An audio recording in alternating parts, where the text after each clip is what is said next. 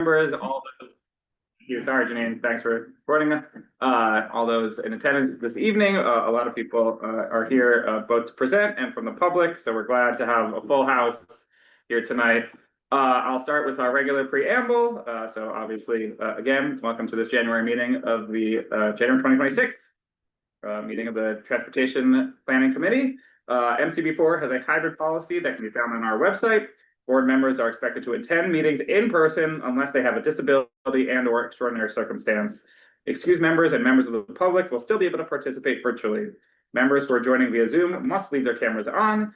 This meeting is being streamed live on our YouTube channel, and a transcript is being recorded.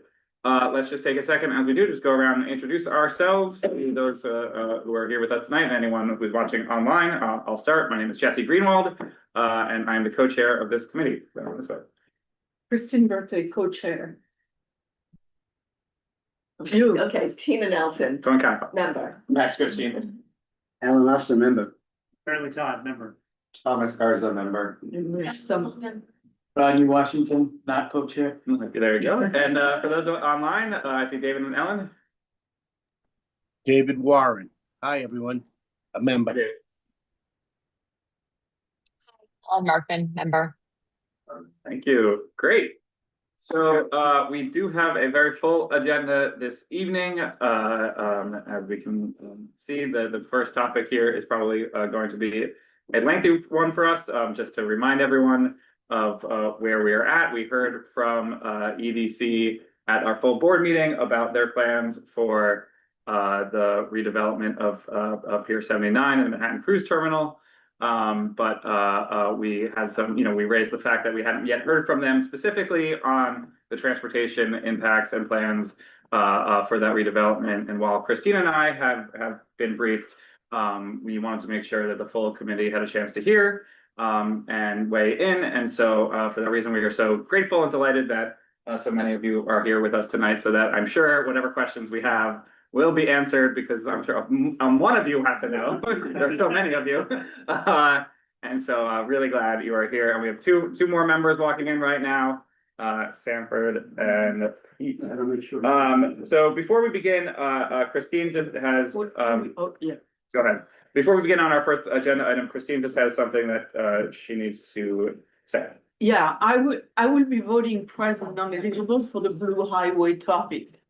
The Blue Highway operations are in the Hudson River Park, and I am a board member of the Hudson River Park Trust. And even though there is technically no financial conflict whatsoever, conflict of interest, MCB4 is very sensitive to any impression of conflict. And so I will won't be any, but I will participate in the discussion as permitted by the conflict of interest law. And the Manhattan Cruise Terminal is not in the Hudson River Park. Thus, I will discuss and vote on this item. Helpful. Great. Everybody. Thank you very much. Well, sure. We'll let you, as you, so obviously I don't know who is giving this presentation, but as you come up and start making the presentation, we could take a moment to just, obviously, whoever introduce the team and everyone that we have in the room would be great. But, I'll turn it over to you guys, whoever, take it away. Sure, kick us off and then transition over. And Janine, I think I sent you the presentation about that. And just so you know, so the microphone is over here, so it's probably best that you stand here and project from here so that it can pick you up. Great. Hi, everyone. My name is Tara Doss. I'm from EDC. I've seen a lot of you at either the Waterfront Committee, Full Board, or Transportation Committee. We're wrapped around the room because we'll be kicking off the Blue Highways presentation, focusing on the action plan, Pier 79 pilot, joint effort between EDC, DOT, and Dutch X. And then we'll transition over into the Manhattan Cruise Terminal master plan. So that will be EDC and our consultant team match. That.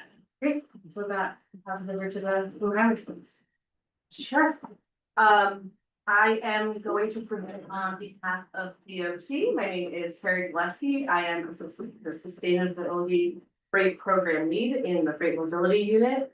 I have other DOT programmatic members of the team. This is Taylor Takahashi. She's Blue Highways and Private Ferries Coordinator. This is the Director of Freight Mobility, Hussein, We also have the Manhattan Borough Commissioner, Danielle Zuckerman, and we have the Senior Borough Planner, Colleen Chatterton. On the DOT side, and I want to pass it over to Chris to introduce the EDC team.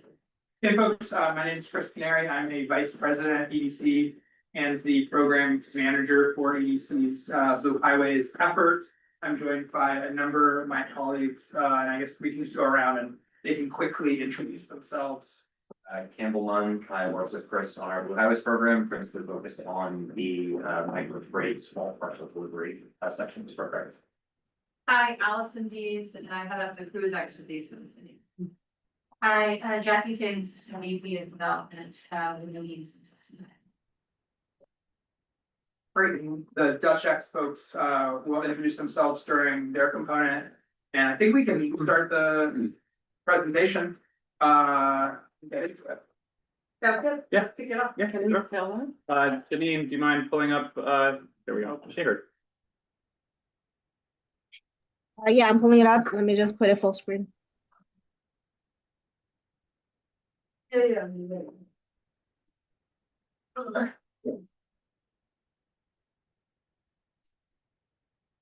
Yeah. Okay, no ready? Yeah, just let me know problem. when. That works.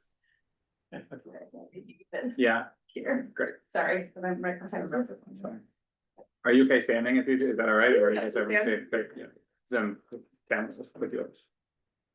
All right, here we go. All right, let's move it, can we move to the agenda slide? So we are going to start with the Blue Highways overview, which I will present on with Chris. I will take the first couple of slides and Chris will take over. Then we're going to go through the Blue Highways action plan. Chris will get into the research and planning that went into the action plan and give you a little bit of information on how we made decisions on where these landings are. Then I will present on the pilots with our Dutch X team. Basically, we'll give an overview. I will give an overview of the pilots in general, and then they will give you information on the logistics of the pilots. And then we also, of course, are going to get into the Manhattan Cruise Terminal Master Plan. All right. Okay, so the overarching goal of the Blue Highways program is to improve quality of life in New York City for New Yorkers by shifting freight movement away from trucks by using waterborne freight for the middle mile. This is also coupled with last mile delivery on cargo bikes, which is zero emission, low footprint, safe and efficient. There are these two strategies combined will reduce local and regional traffic, improve air quality, and promote safe streets. So how are we doing this? Part of it is building waterfront infrastructure. Another part is identifying waterfront infrastructure that we can already activate, like Pier 79. Working closely with the industry to understand.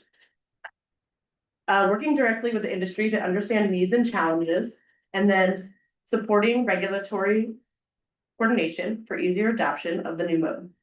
We are also leading by example. We're already moving municipal boats by water.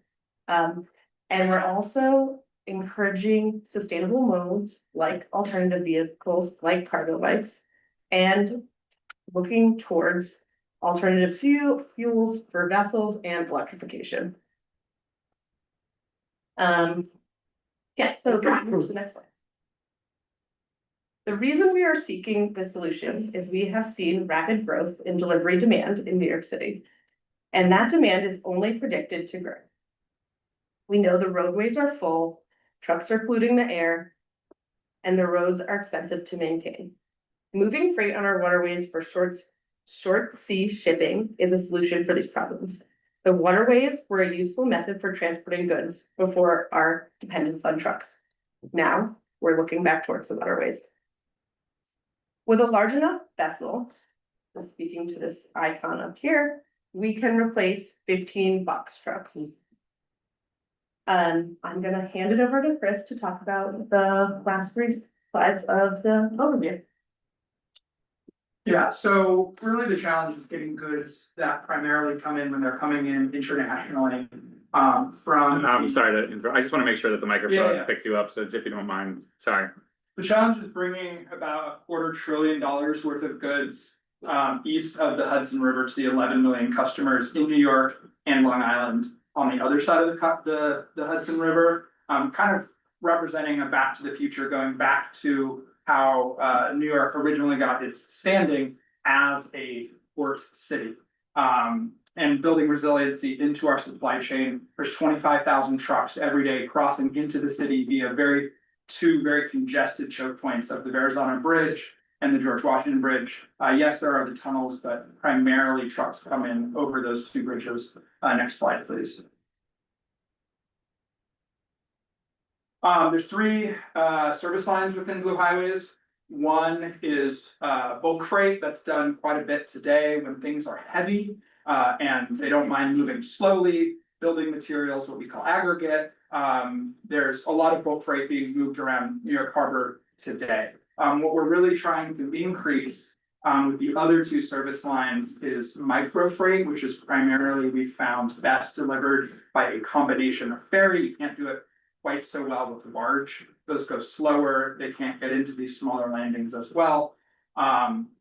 Micro freight for parcel delivery, and then potentially food and beverage for landing that we're developing up in Hunts Point, adjacent to the Hunts Point Food Distribution Center, and then containerized freight, which includes containerized food, and then kind of the original Blue Highways, which was the Department of Sanitation's 2006 Solid Waste Master Plan, which put a lot of waste from trucks onto barges that primarily go out to Staten Island and then exported away from the city via the Staten Island Freight Railroad. So that is, unbeknownst to many New Yorkers, taking thousands of trucks off the streets every day. Yes, you have your garbage trucks that come to your home, but the garbage trucks that would be constantly driving in and out of the city, taking garbage to New Jersey or elsewhere, out of the city, those are now on barges. So that's really the original example and inspiration for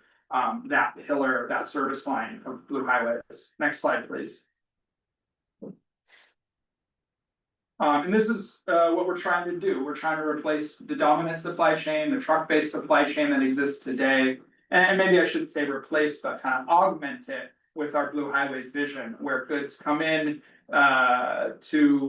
or Newark, other supplier warehouses. They're transported by barge or ferry to a pier or marine terminal or micro hub that is adjacent to a dense neighborhood. Blue Highways works best when you are having a landing adjacent to a densely populated neighborhood like where we are now, and then last mile being done by electric cargo bike. In a dense neighborhood, in a congested neighborhood, a cargo bike can be more maneuverable than a truck. It takes up, as Terry said, less of a footprint and is making fewer deliveries per mile. Many of the deliveries may even be in the same building. So cargo bikes are really well fitted for a neighborhood like this.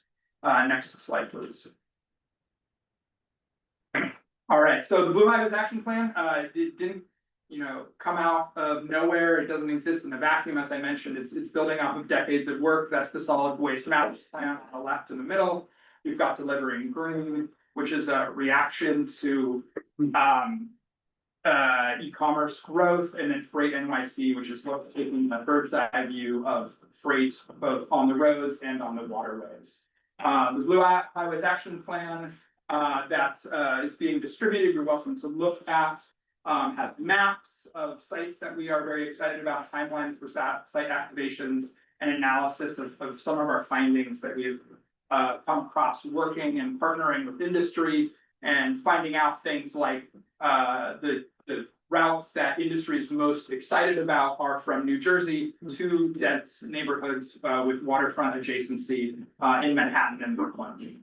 Next slide, please. There's 4 pillars of this. We're trying to increase micro-mobility use, build waterfront infrastructure, support industry. This can't be done without the private sector. And then as government, we leverage our policy tools as well, regulations around micro hubs size of cargo bikes, bike lanes, etc. Next slide, please.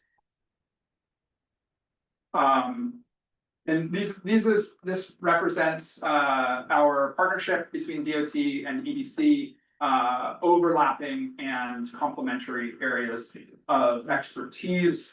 We both manage waterfront assets. EDC a little bit more on the waterfront expertise side. DOT has both waterfront and transportation expertise.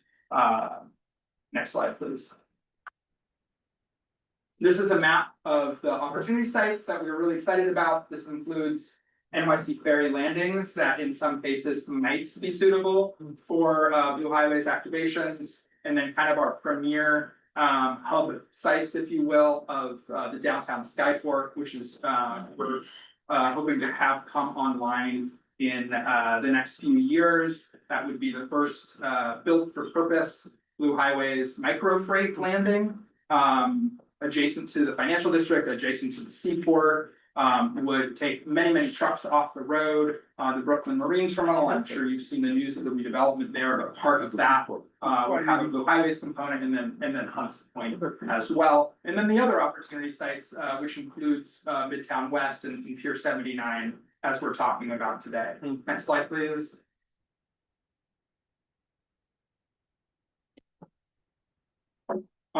Here is timeline of activations. I won't go into each of the bullet points. You're welcome to read through this at your leisure. The 2 points that I want to emphasize from this is that this is a citywide effort. Wherever there is a good entry point adjacent to a dense neighborhood, we are excited about that neighborhood's potential for Blue Highways and believe that it can improve the quality of life for that neighborhood, and then citywide through decreased emissions, decreased truck trips across bridges and through tunnels, benefit New Yorkers. And then the highlighted box here, 2031 plus, any new development of terminals in this neighborhood would not happen before 2031 plus. And I'll let the cruise team address the cruise master plan. Next slide, please. So we've had about 5 test runs over the last 5 years. Test runs are kind of one-off or short-term trials of new services, proving the viability, looking at the operations of a number of different combinations of origination and destination sites. We've learned a lot from these, as I've kind of alluded to. We've learned that the ferries work a little bit better than barges for moving micro freight, that sometimes you'll put the entirety of the e-bike on the ferry, but sometimes you'll clip off the back, kind of like the shipping container is taken off the back of a ship. The micro freight represents that smaller shipping container, and if you fill the ferry to the brim, you start to get economies of scale that can, in some instances, make it cheaper and faster than moving goods by the traditional truck-based route. So we've learned a lot from this. We've learned that there's a lot of demand for movement of goods from New Jersey to these neighborhoods that are, again, dense and adjacent to waterfront sites and are within kind of a couple mile perimeter of that waterfront landing. But now we're really excited to talk about the pilot. A pilot is when you take a test run and you extend it. This is representative of the first true Blue Highways pilot that is happening in New York City. Kind of going back to New York's maritime history, drawing upon that with a 21st century twist of adding these energy efficient, sustainable, low impact cargo bikes. So I'll turn it over to Carrie and the Dutch X team to talk about that. Thank you. I did want to pause to see if you had any questions about the Blue Highways action plan or Blue Highways in general, and just knowing that we're going to get into Pier 79 and pilots. So yes, what's your question? Hi, my question is from Chris. So several times you spoke of the density of the neighborhood being an advantage. Can you tell me why? Yeah, and I'll go back to the microphone. So think about like a cargo bike has less space than a box truck. So you think, okay, maybe a cargo bike is a disadvantage to a truck. Truck can hold more, right? But a cargo bike, unlike a truck, doesn't have the aisle in the middle, so you're really using the entirety of the space of the cargo bike, but more importantly, it has fewer deliveries in a smaller zone. When that zone is very congested, if there's possibly double parking, if there's no parking at all, cargo bikes can find a parking space more easily, be more maneuverable in traffic, and just get around easier. So that they can make, you know, a number of deliveries, in some cases faster than a truck or a box truck or a van.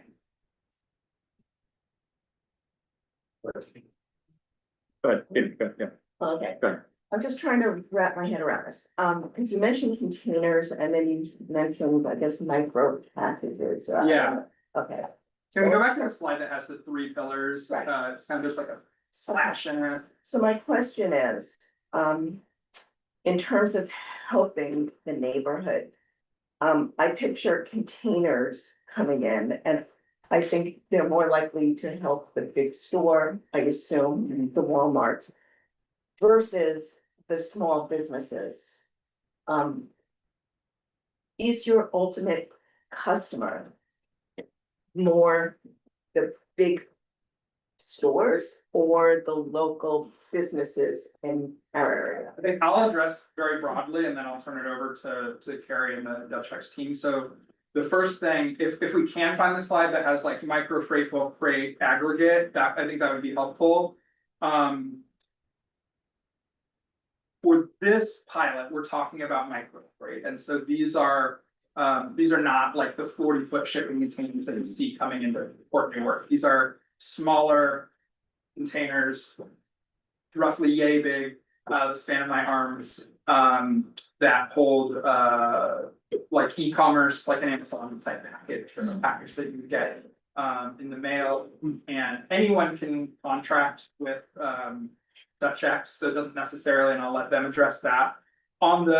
Just to say something about what is not happening in this neighborhood, but I think doesn't have a bias towards small or large, is the containerized freight effort, where we're looking to containerize food and move it between the Brooklyn Marine Terminal and Hunts Point. That is to benefit the Hunts Point Food Distribution Center, which is made up of a number of co-ops. And so that doesn't necessarily have to advantage or disadvantage a small versus a large company. Anyone can use that shipper services, but I'll just add, so I think with the micro freight model. Within Manhattan, we're probably talking more about the micro freight model, and that is mostly parcel delivery. So we're not even talking about small business versus big business. We're talking about residents. That's where the demand is coming from, who want their packages at their doorstep. So that's where like a lot of cargo bike delivery is coming from. And in this instance, where that's where 2 cargo bike delivery is coming from. or does I can start more. Sorry, I'm Marcus Hood. I'm the co-owner of Dutch X.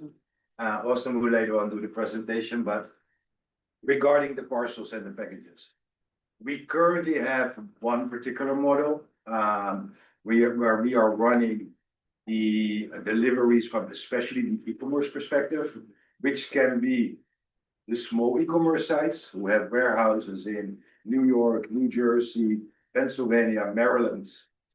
And we're bringing them to the waterfront, and from there we are sorting everything into a route to keep the handling within New York City as less as possible. So what you currently see is that some of the carriers who are doing last mile deliveries, they're having parcels all over the floor in the middle of Manhattan, or they're starting to sort packages within the truck who is double parked. This does not occur with Dutch X. So the way we envision the Blue Highway, we envision the way we are currently already operating, is in a way everything is already pre-sorted and pre-packed. But means like to come back, what Chris was mentioning, in this micro container, everything is already organized and structured in a way that the moment the biker goes out on the delivery, he knows exactly very rapidly and very fast where to grab that particular package and deliver it to the consumer. That makes sense? Then our next phase, when we start to add additional vessels, this will be mostly based on a same-day delivery model. And for this, we can utilize the mom and pop store. It can also be the mom and pop store who has an e-commerce site, because we are running on a daily basis a model that we can pick up, still not going directly out on delivery, consolidating everything, and from there going into the blue highway and then the last mile deliveries.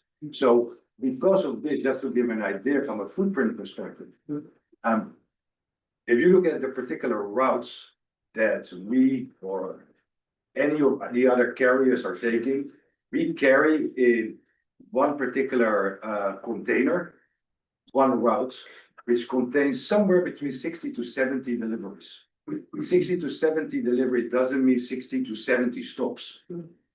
Because the condensed areas within New York, take as an example, Hudson Yards is a great example. It can be one stop, 30, 40 parcels. So that ultimately means that it's not like he stops 60 times on the road. In New York City, it's about 2.2 deliveries on an average per particular address. And it's only getting more and more because e-commerce is still growing and growing. I hope this answers the question. I saw just one more question here, Thomas. I saw your hand, and then I think just one more question here, and then we should proceed. And then Christine, but then we should proceed. Go ahead. Oh yeah, okay, so one of the goals is to reduce emissions. But like the ferry, or at least the New York City ferry, which I don't know if they're saying is, or this proposal is not like the cleanest of modes. So is there any analysis being done about like, and are we actually reducing emissions by going toward this model? And just to actually, if I had that same question, you have one ferry equals 15 trucks. Is that in terms of capacity or in terms of emissions? Capacity. Capacity. Yeah, I would say, even if you use the dirtiest ferry imaginable, it's still going to be on a per parcel basis cleaner than having those 15 trucks. So I'd say that's number one, and then number two, we here are not NYC Ferry, we have a whole NYC Ferry team. I can answer that NYC Ferry part. So there are initiatives focused on studying alternative fuels or other types of energy sources. That's still ongoing right now, so we don't have conclusive on like what is happening next, but there's definitely goals of transitioning that over to something that's less emissions. And then just one last thing on that is that the ferry piece, the water piece, that's the middle mile of the sort of simplified, idealistic first mile, middle mile, last mile supply chain, which could be, you know, international shipping vessel from Asia, then, you know, this middle mile and the last mile. The last mile is often the dirtiest part of the supply chain. You have, you know, one truck moving a small number of packages. In Dutch X's case, they can talk to this, but they use electric vehicles, so that portion is certainly cleaner than a box truck. Then for the middle mile, I'll just add, we're working with the industry directly. We have like a couple of very interested vessel operators, and they are interested in moving their fuel choice to alternative fuels that are cleaner. So it's there, they need to kind of prove that the business pencils out, and then they can move towards this more efficient, less emissions. So you mentioned that the destination is close by. What are the guardrails to make sure it is? And that how can we be sure that everything which is coming at, you know, on the river here is going to end up in Hell's Kitchen and not in Turtle Bay, which would be really the bleeding that happened in the bike delivery services, where everything was supposed to be right there, and now it's all the way over there. Is there a limit? Is there specs you have that you give to the company to say, okay, all shipping has to be within 1 mile? I'll let Dutchek speak to this, but I will say that, my understanding of is that the economics is gonna drive it, and that the economics is gonna make it so that the farther out you go from the landing, the less sense it makes to put it onto a cargo bike and send it through that route, but I'll let Dutchek speak to that. I mean, you know, we have seen it. The economics was like, go across the city and it's cool. So we're going to need to see some proactive policies to make sure that everything which comes into one neighborhood, we don't become a cross neighborhood and a channel for going in other places. I can answer this question, and I can answer it in multiple ways. First of all, we are working very hard with the DOT and EDC to get additional landings. We are a fully W2 organization, so we have 0 independent contractors within the company.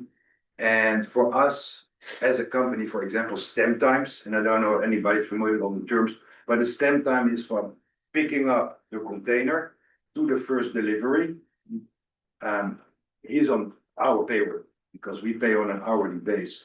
So the closer the stem times are, the more efficient, and from a cost perspective, even though when you look at the companies where we are working with, and those are larger blue chip organizations, are still interested in what is the cost. At the end, the cost is still one of the, not the most, but it's a very important part of it. So for us to say we're picking up from Pier 79 and delivering it in Tribeca, I'll give an example, the stem time to drive and go all the way to Tribeca is extremely costly for us. The second additional piece is that if you take the battery span life, it's about a radius that we would write to make it efficient also from a battery life. It's about 2 miles. So from out of Pier 79, a biker will only go as far as 2 miles out. And then within those 2 miles, there is the radius and the circle around it where the deliveries will done. Because otherwise, he needs to bring an additional battery. It's extremely costly. It comes with a lot of additional challenges in that way, but this avoid. That's a really helpful answer. Thank you. You had a quick burning question? A really quick question. This is awesome. But really quick question. So the model right now is that there's a service provider like Dutchek, right? And then there's a vessel operator like New York Waterways or something, right? And so there's a vessel operator. Does that vessel operator has exclusive rights of infrastructure? Or can you have someone else come in and bid for a route? Then just multiple operators to say dock, or is it just the dock is one operator and one service provider?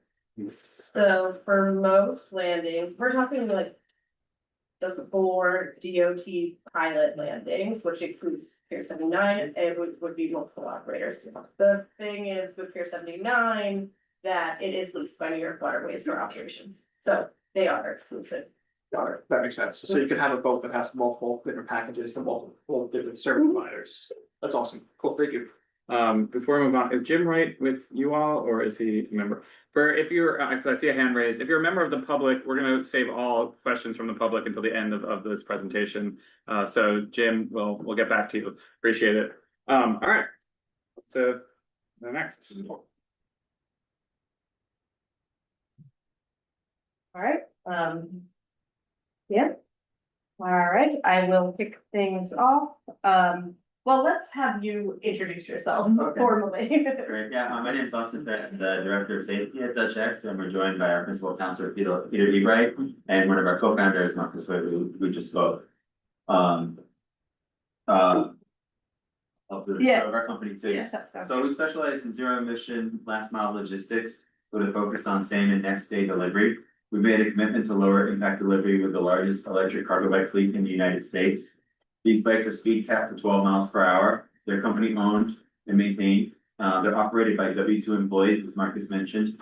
Who are supported by a safety operation that trains every rider, audits their behavior, tracks incidents and trends, and responds to concerns.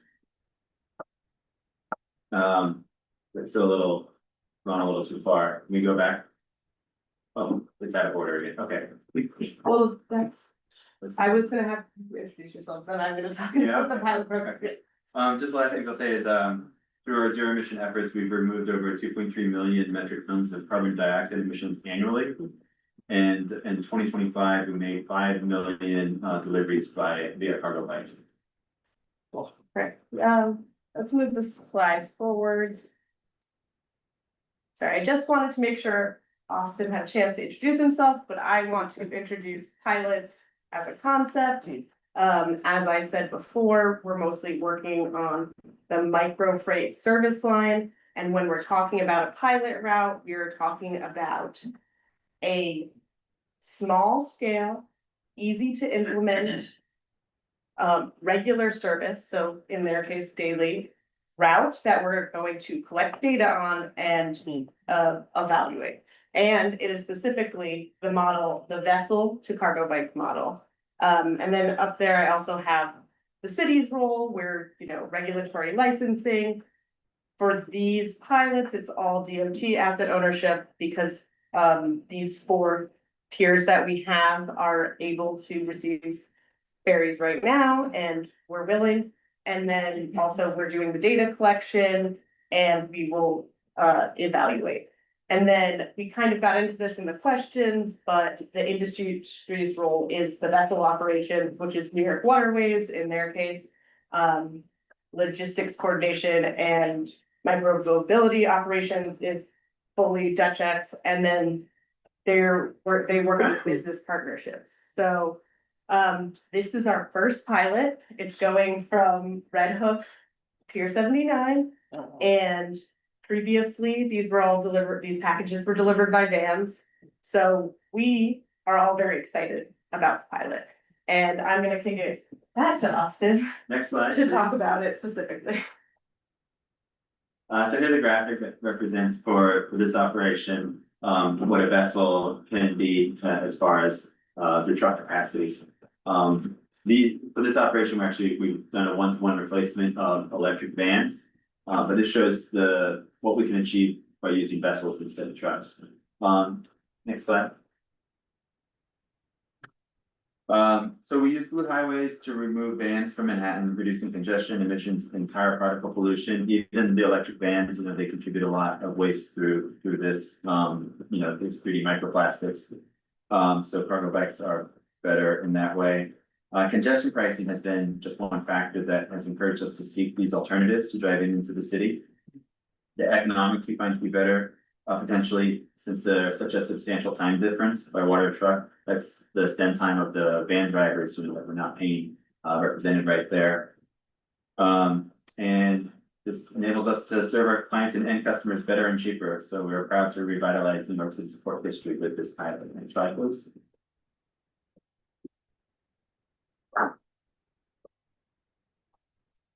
Well, at Pier 79, each cargo bike is a 1-to-1 replacement of an electric van from our fleet. From the project launch in December to today, New York Waterways has been servicing Pier 79 with just 1 vessel.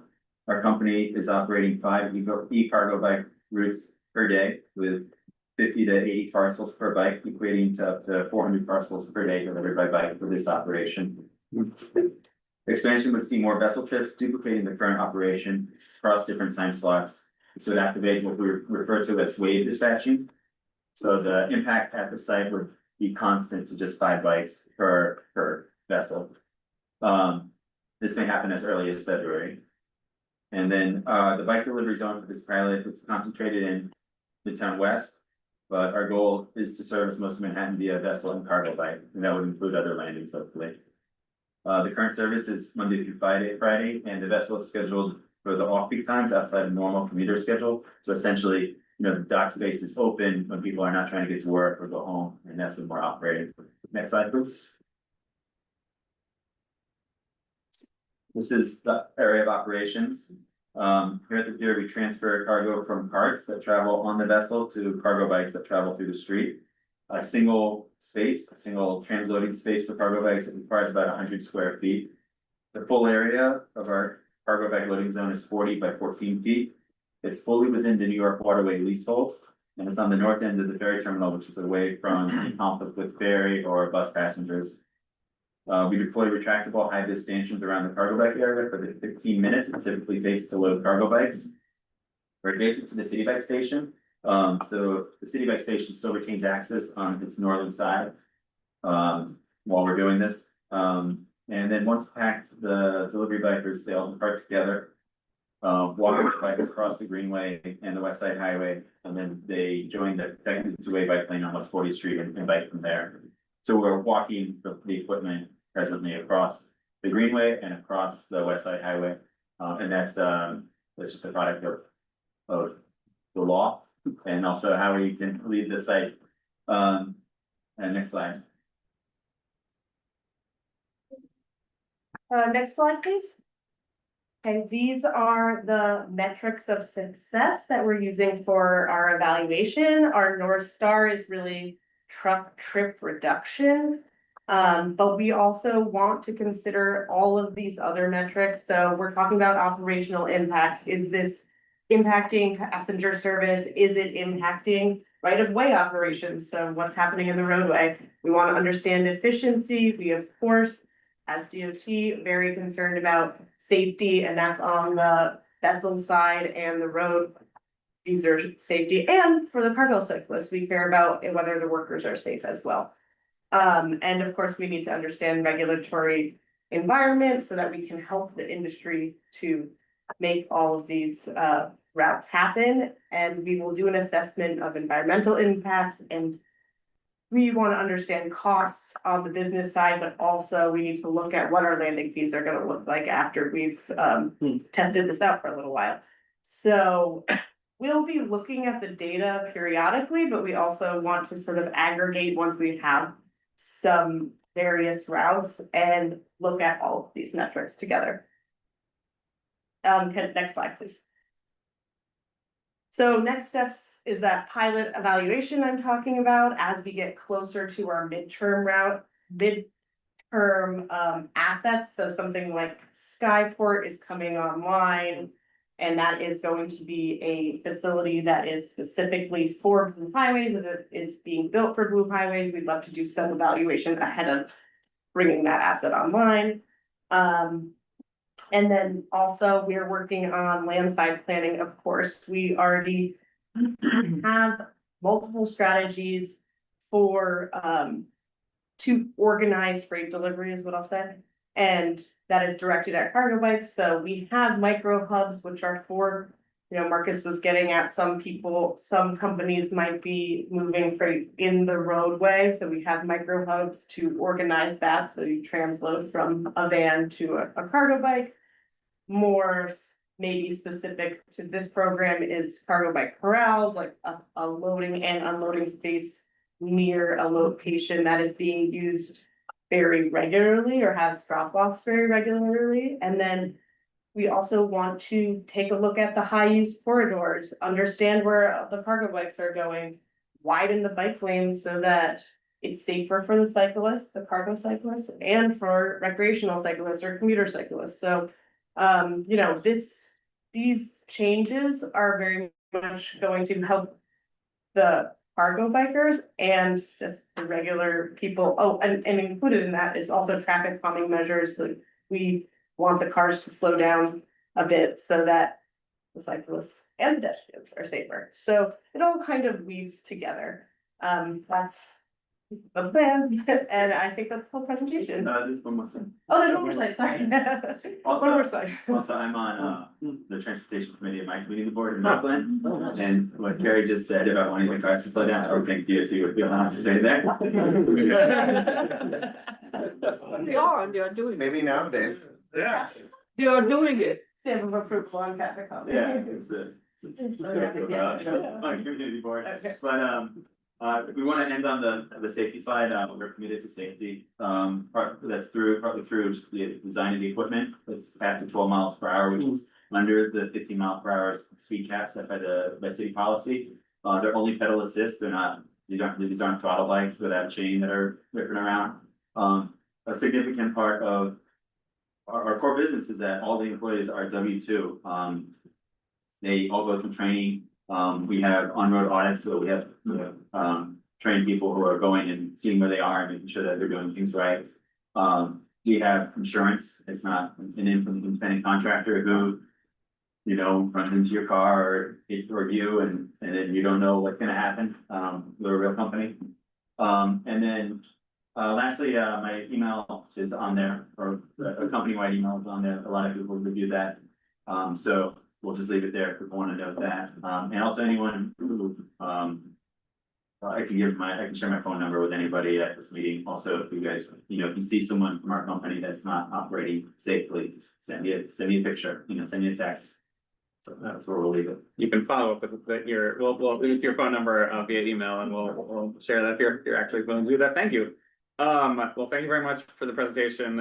It probably does make sense, right, for us to pause here and finish out some questions before moving on. Any more questions from the committee, and then we'll open to the public. Yeah. This is 3 questions. Very excited about this concept of blue highways. I do think it's like, that is a choke point for a lot of our streets, is to have these massive trucks. In your presentation or in this book, there is like an endnote that speaks about like 90,000, almost 90,000 trucks that make it through our different bridges. If the blue highways is operating, let's say at full capacity, because this is pilot, what do you guys anticipate would be like the impact to the, I guess, the trucks? Like how many trucks? Is it a 20% decrease of trucks going through? Yeah, this is one of those things that we've done a lot of thinking on and have not come up with a real answer, but at the end of the day, we are trying to make a dent in the trucks on the road. There's no way we are going to stop having a dependence on trucks in the near future, but we're talking about sort of reorganizing the freight system so that we are avoiding like some of those choke points. 2 other questions. It's like, this seems like a very large scale. I mean, this isn't just Pier 79. This is like all over New York City. Is there another example of a city that in the world that is leading on this whole concept of blue highways at our scale? You can take it, Chris. What's exciting to my team at EDC is that, so often you hear stories of the United States being behind in transportation in recent decades.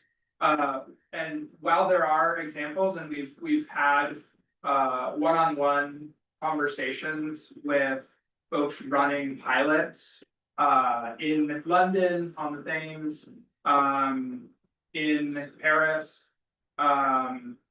If this works, or if this continues to grow, I think even just with this pilot, we are kind of at the cutting edge. And I think if this expands to the scale that you see, even the 3 orange dots on the map, let alone all of the opportunity sites, we will be a world leader in making short sea shipping, which is that's the international term. Blue Highways is New York City's brand for short sea shipping.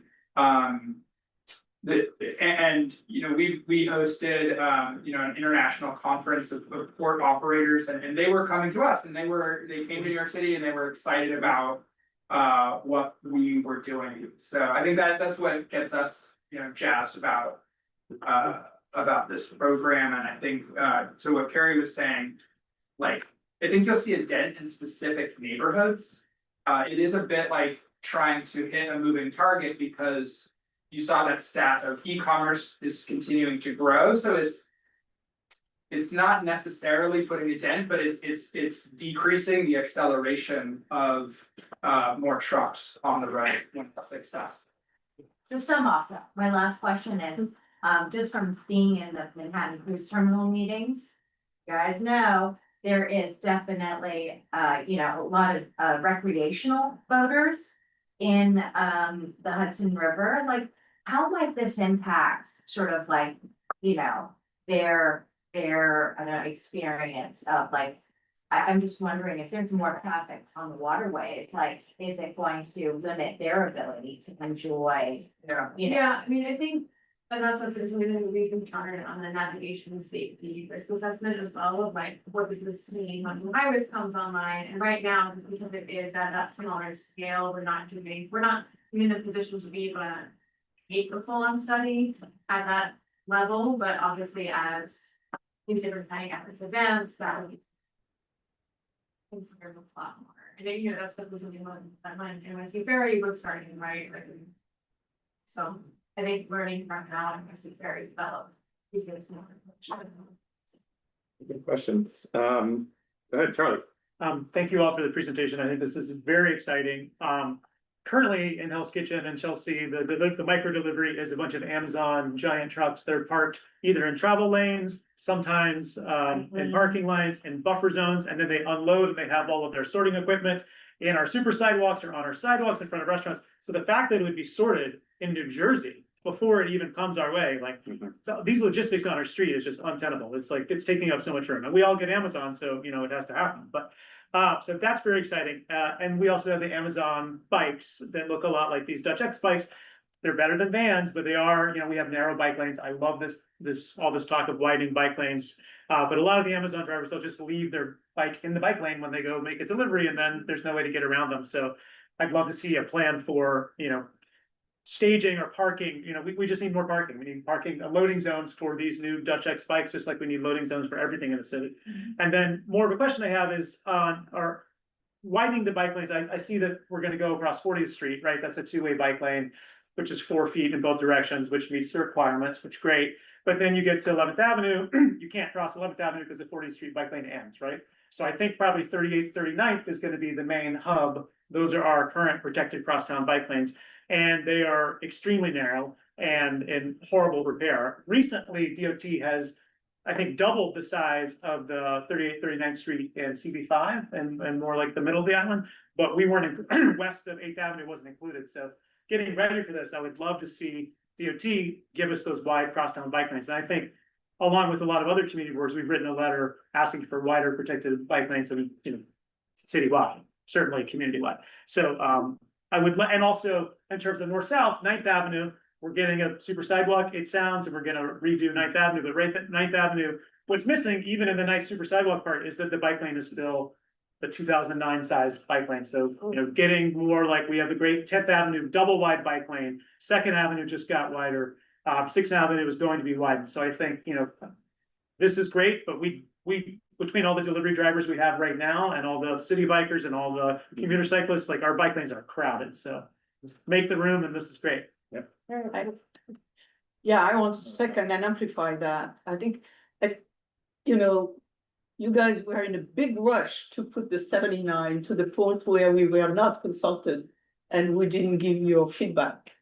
So if you continue to do things that way, we're going to need a lot of things for which we don't give you feedback.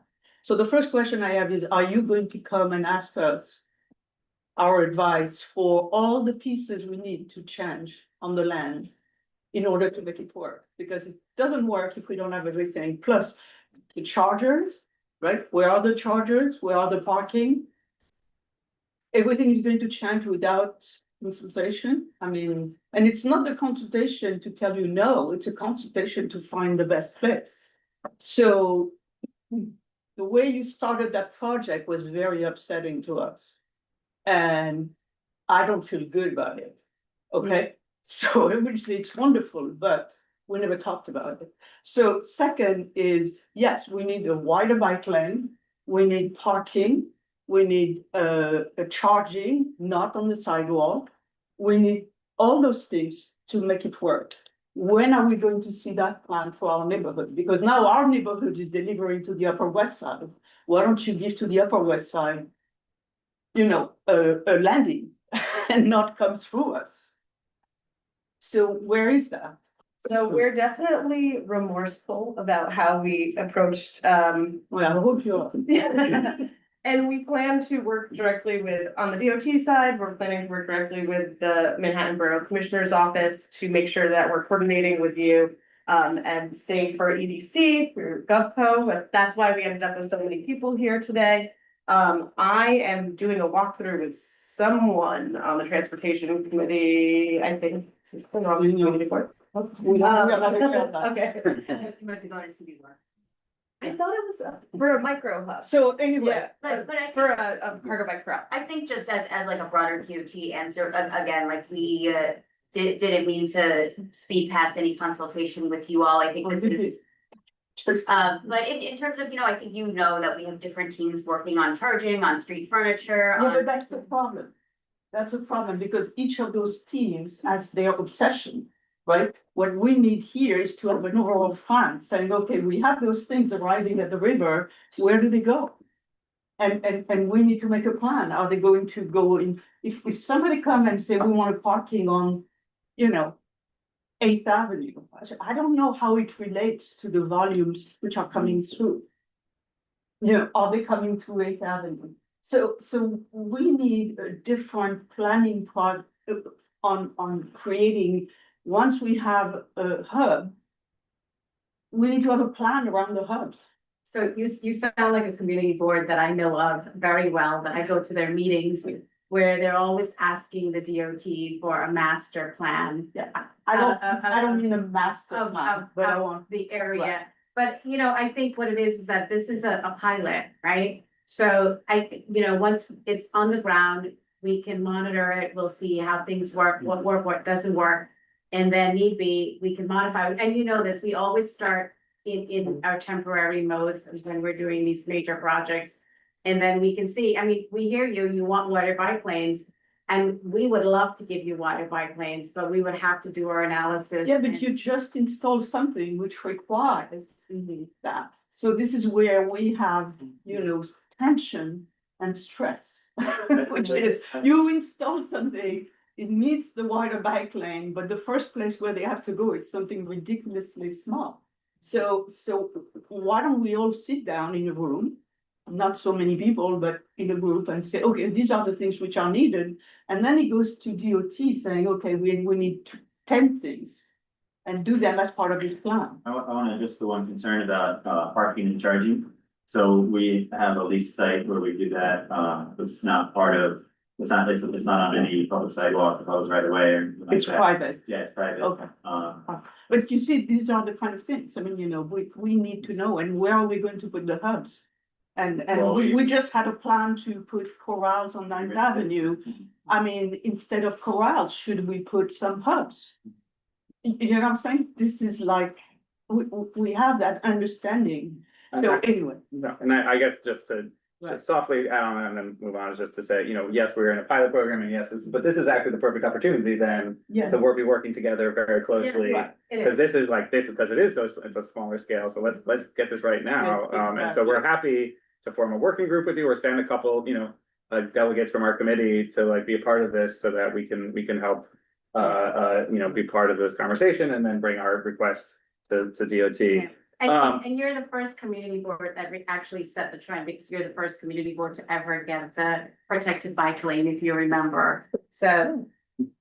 We know. I just have a very quick question, and then I'm gonna turn it over to members of the public. I see there are some hands online, so if there's anyone online who has questions on specifically the Blue Highway presentation, and then we will move on to the Manhattan Cruise Terminal. So my very quick question, I just wanted to confirm, I know paid hourly, just want to make sure your drivers, there are no other incentives in terms of speed and number of deliveries in a certain amount of time, and it is just, so as long as it takes them, and they get their hourly wages. That's correct. Yeah. Okay, great. Yeah, Max, it was a good question last time, so you got another one. Nice. Super quick. I work at a few bucks in the harbor. I love this beyond belief. As an end customer, well, I know it's delivered by this program, either the shipping label or the tracker. So we do have a view for the end customer to see how your parcel is getting to you. But Marcus, does it actually say if it's when it's on the vessel? No, but with some clients. Yeah. You will get your email confirmation.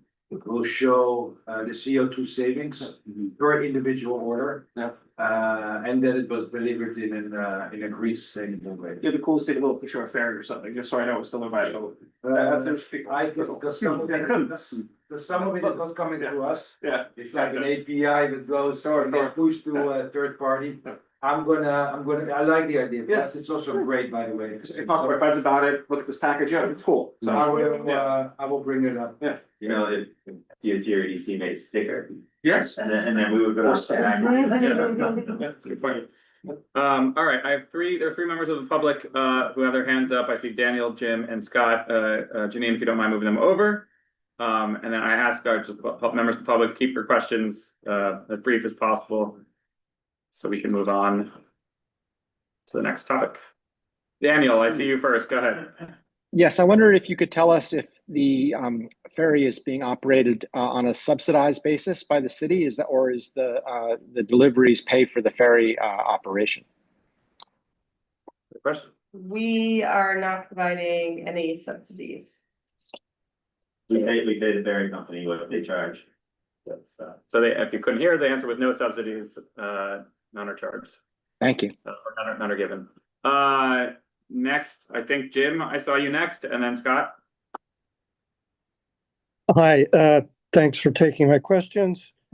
I have two questions. One, I'm looking at this sort of from a network point of view. One is what kind of packages, who is providing the parcels that'll be delivered?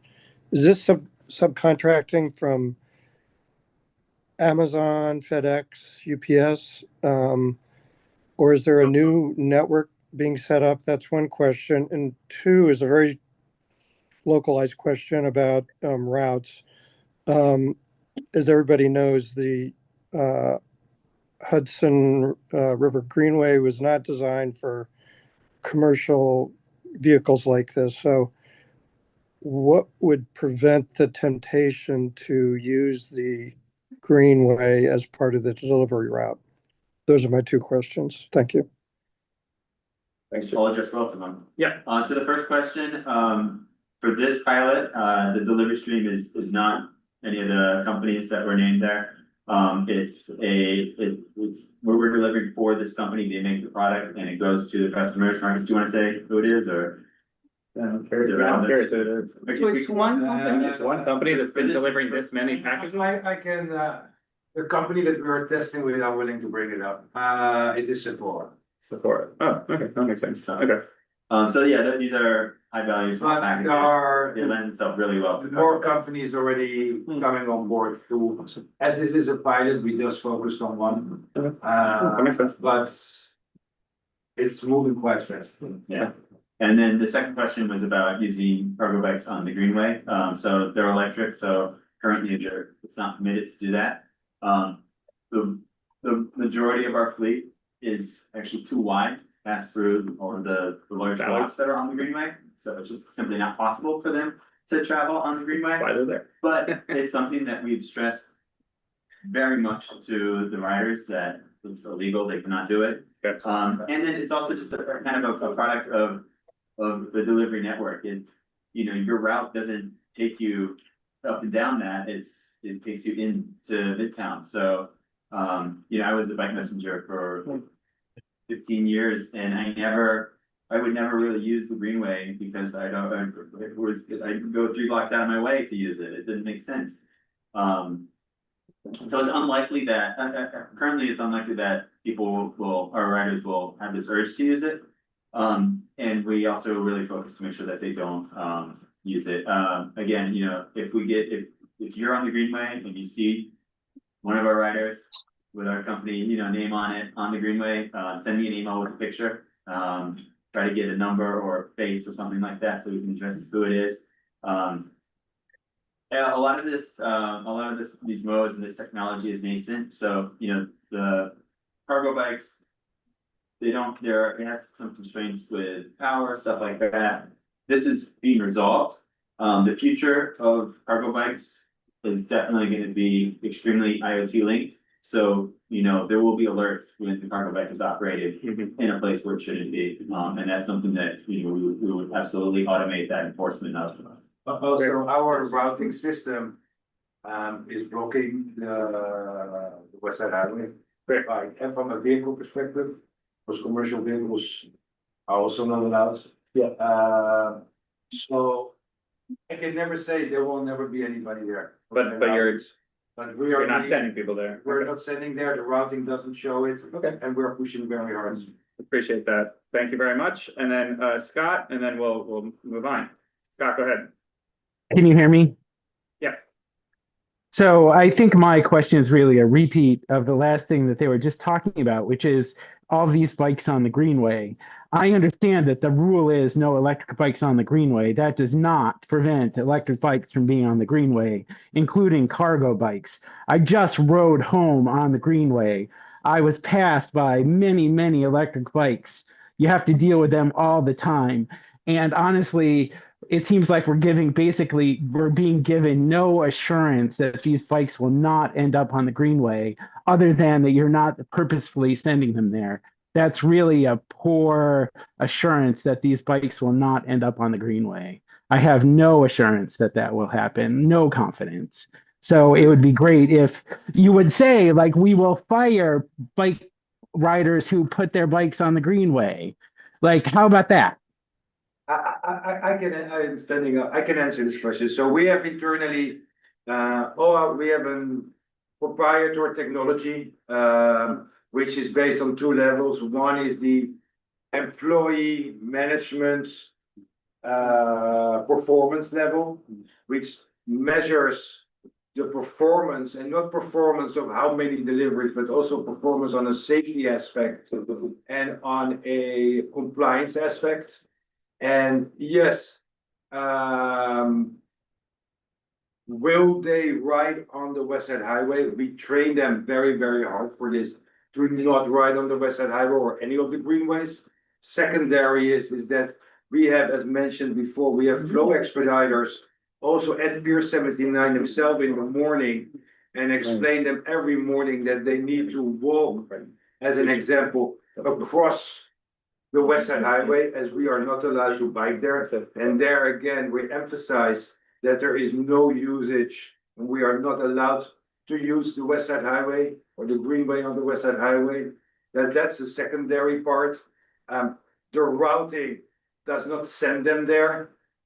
We see very clear, because we have all the data and information regarding our riders, to see exactly which routes they are taking themselves and following the route that the routing is giving them. And the main reason for this, from an operational perspective, is that our cost of operating is based on our routing technology.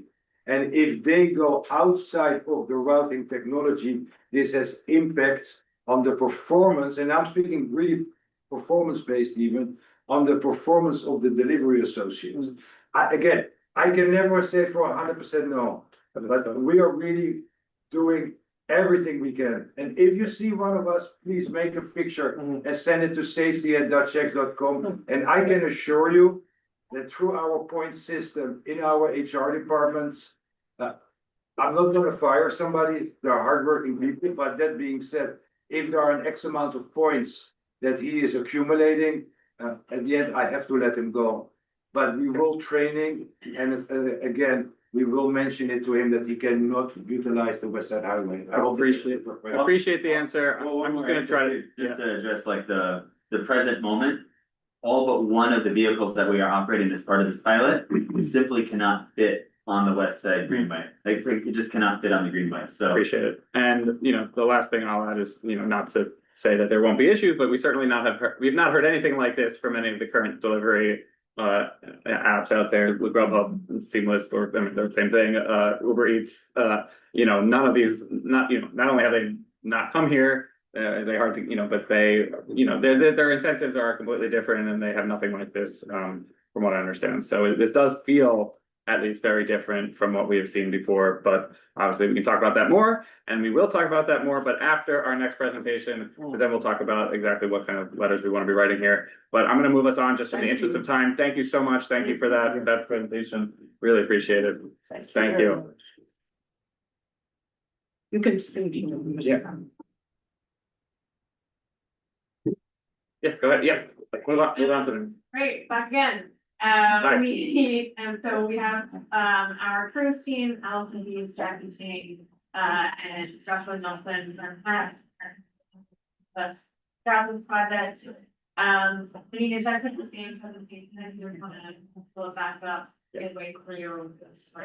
And I, just to preface this, and again, just in the interest of time, only because, you know, these committee members have had the opportunity, or should have had the opportunity now to review all of this information, and so, and like what you're doing, so again, this should really, as much as you can, and there will be questions that are not transportation related, but as much as you can narrow in on the transportation aspects of this, would be helpful, just so that you don't have to, you know, go through all the same issues again, yeah. Okay. Okay.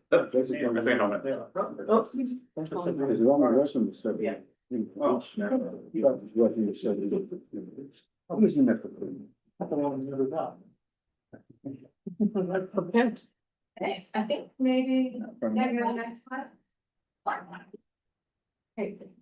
I'm Allison Dees again, Vice President at EDC, heading up the cruise portfolio for the city. A lot of familiar faces, also some new ones, but I hear you, we'll skip through a lot of the. If you don't mind. Yeah. And it's possible I'm gonna cause more chaos by this, because maybe they'll end up, but I'm hoping that people, you know, again, this stuff is now available. The elevator pitch. Exactly, exactly. And we also have Joshua Nelson from our hatch team, who didn't get a chance to introduce himself, and he'll jump up and speak to some of these slides also. Great. Okay, next slide. Gonna start practicing going faster. We can keep on, great. Cruise terminal is really important to New York City, big economic driver. Generates like $500 million in economic activity. A lot of folks are highly incentivized, motivated to stay in the city before and after their trip, which helps generate a lot of that activity, economic activity for the city. New York City is unique. We're the oldest metropolitan cruise port. We're the only place where international visitors can arrive into Manhattan. The facility is nearly 100 years old, and it's really at the end of its useful life. So we're looking at a master plan to figure out what infrastructure is needed for the next 100 years. Next slide. Okay, from like 48th Street to 55th on the west side, basically we have piers 88, 90, and 92. 3 piers is the kind of the footprint that we have available. You can see right here, that to our right, so Pier 94, you can sort of see the white kind of building there on the land side. This picture is not quite as obvious as some other ones you've seen, but basically in the 30s, the city had to excavated the actual like Manhattan to make room for the length of these piers. And that led us to a position today where we have the terminal buildings themselves on the piers, and there's really zero upland space, which you can kind of see in this picture. So the result is that we have a lot of the trucks, the provisioning trucks, the shuttles, the taxis, the for-hire vehicles, all of that kind of queuing and congestion just happens in the neighborhood streets. And so a lot of this plan is about trying to bring that into the terminal. A few other things, just the piers themselves just are no longer meeting the needs fundamentally of the community from the transportation side, but also just of the industry and where the industry is headed with buses. And the Greenway, I think everyone knows the transit's awful. They're there. Next slide. Okay, new information. So we're done with the old stuff. So this is a picture of kind of the different levels of transportation, the stuff that we have going on at the terminal. So in yellow, we have the bottom floor. There's a total of 3 floors today. The bottom floor is where you have your coaches, your limos, your provisioning trucks. That's where they enter and they stay at that level. That's sort of the yellow. Then the next level, level 2, you only see that in this viaduct. So immediately next to the West Side Highway. That viaduct is a 3-level structure. It's brutalist. It's awful, blocks the view. We'd like to see it go away. That's part of the plan. But that second level today is where all of the drop-offs happen for most of the passengers. So the for-hire vehicles and things like that. And then the third level is where we have parking. So folks who are coming to actually park their car in for a couple days. We see parking mostly happen around like 4-day cruises. We don't get a lot of parking for like a 10-day cruise because that's very expensive. Parking is an important part of the cruise terminal. As opposed to like a for-hire vehicle, imagine an Uber, they're coming in, they're dropping someone, then they're most likely leaving empty. And then when that passenger's leaving, there's a car coming in to pick up and then they're leaving empty. So you have a total of 4 trips there. If someone is coming and parking their car, you only have 2 trips. So it's kind of counterintuitive to what folks sometimes think, but actually having space for a certain amount of passengers to be able to park their car is important. Also for crews, you know, you get multi-generational and you have luggage, so there is certainly some aspect of public transit that's being used for cruises, so there's always gonna be a certain amount of folks who are parking there. Next slide.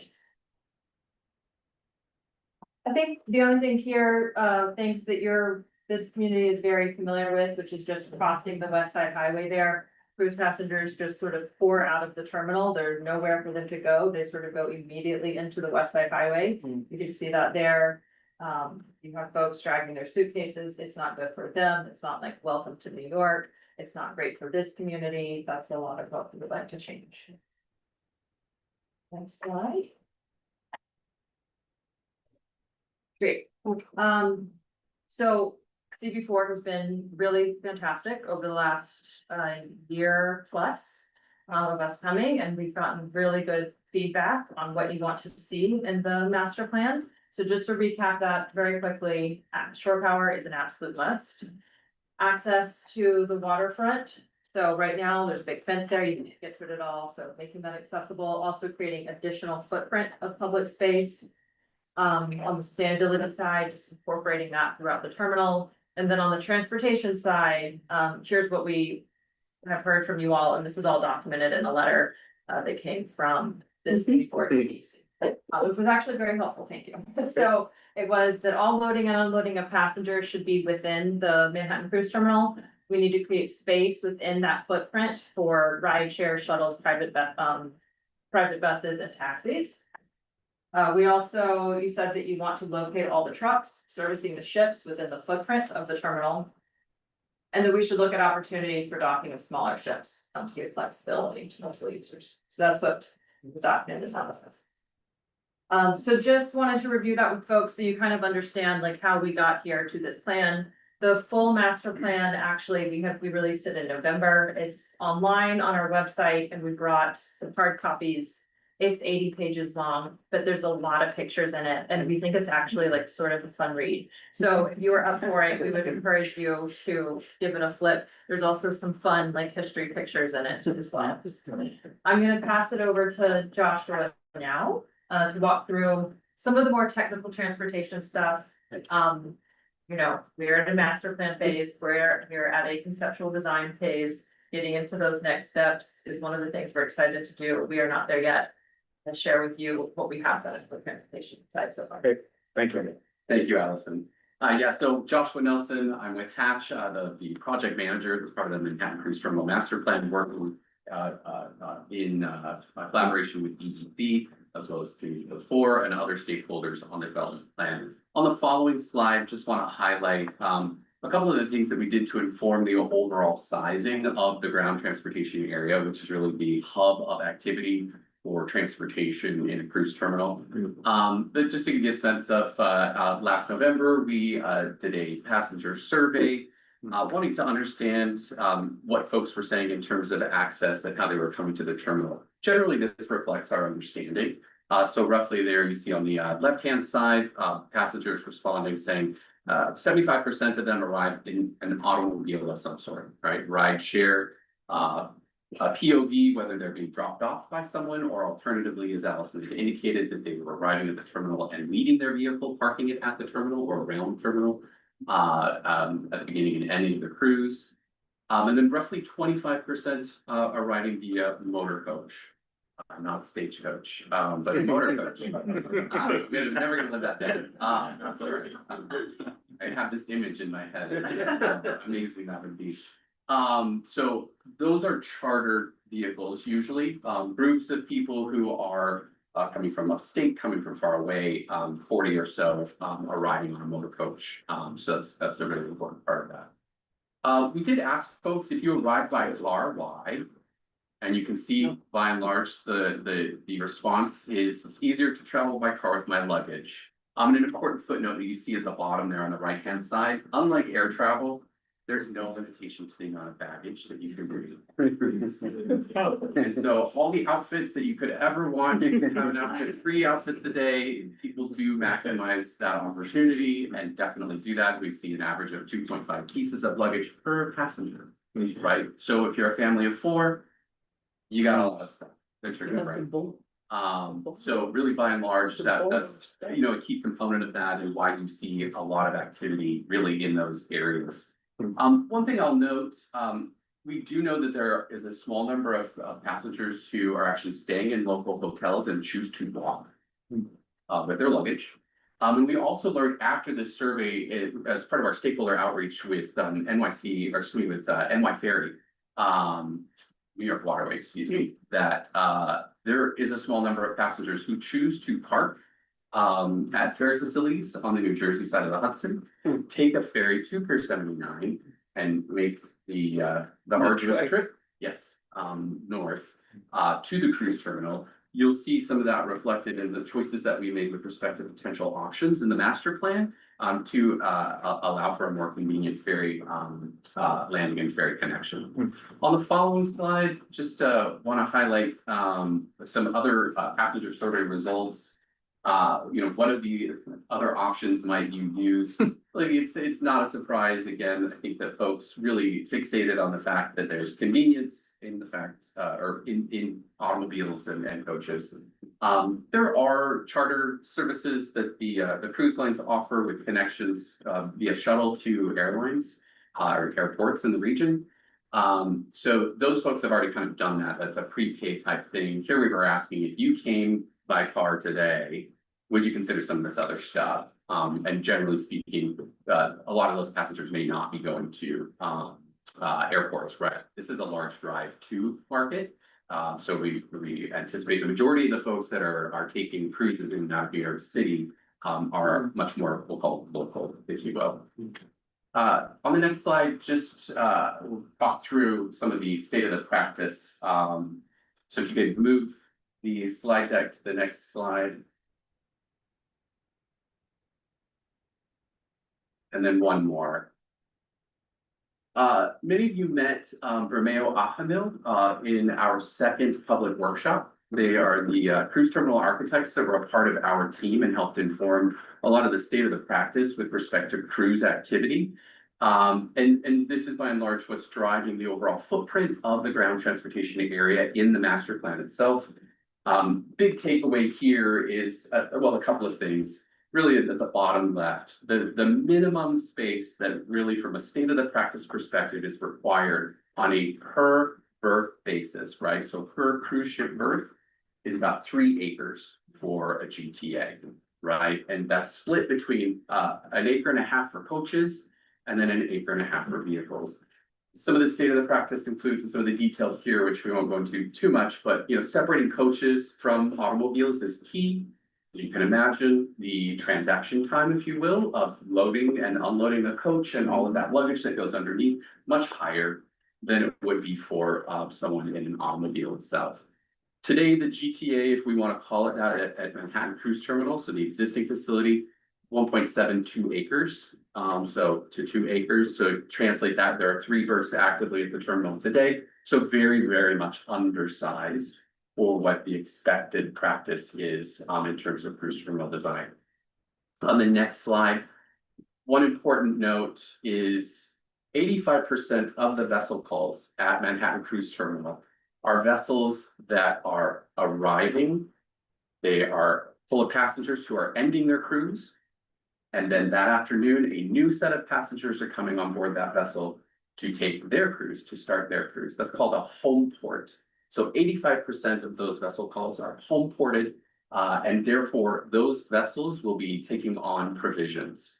And you heard Allison mention some of the truck trips that are associated with that.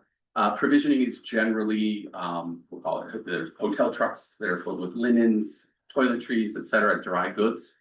And then you have provisioning trucks that are filled with fruit, vegetable, food and beverage, anything that you would imagine to be on a cruise ship, that is going to arrive via tractor trailer truck.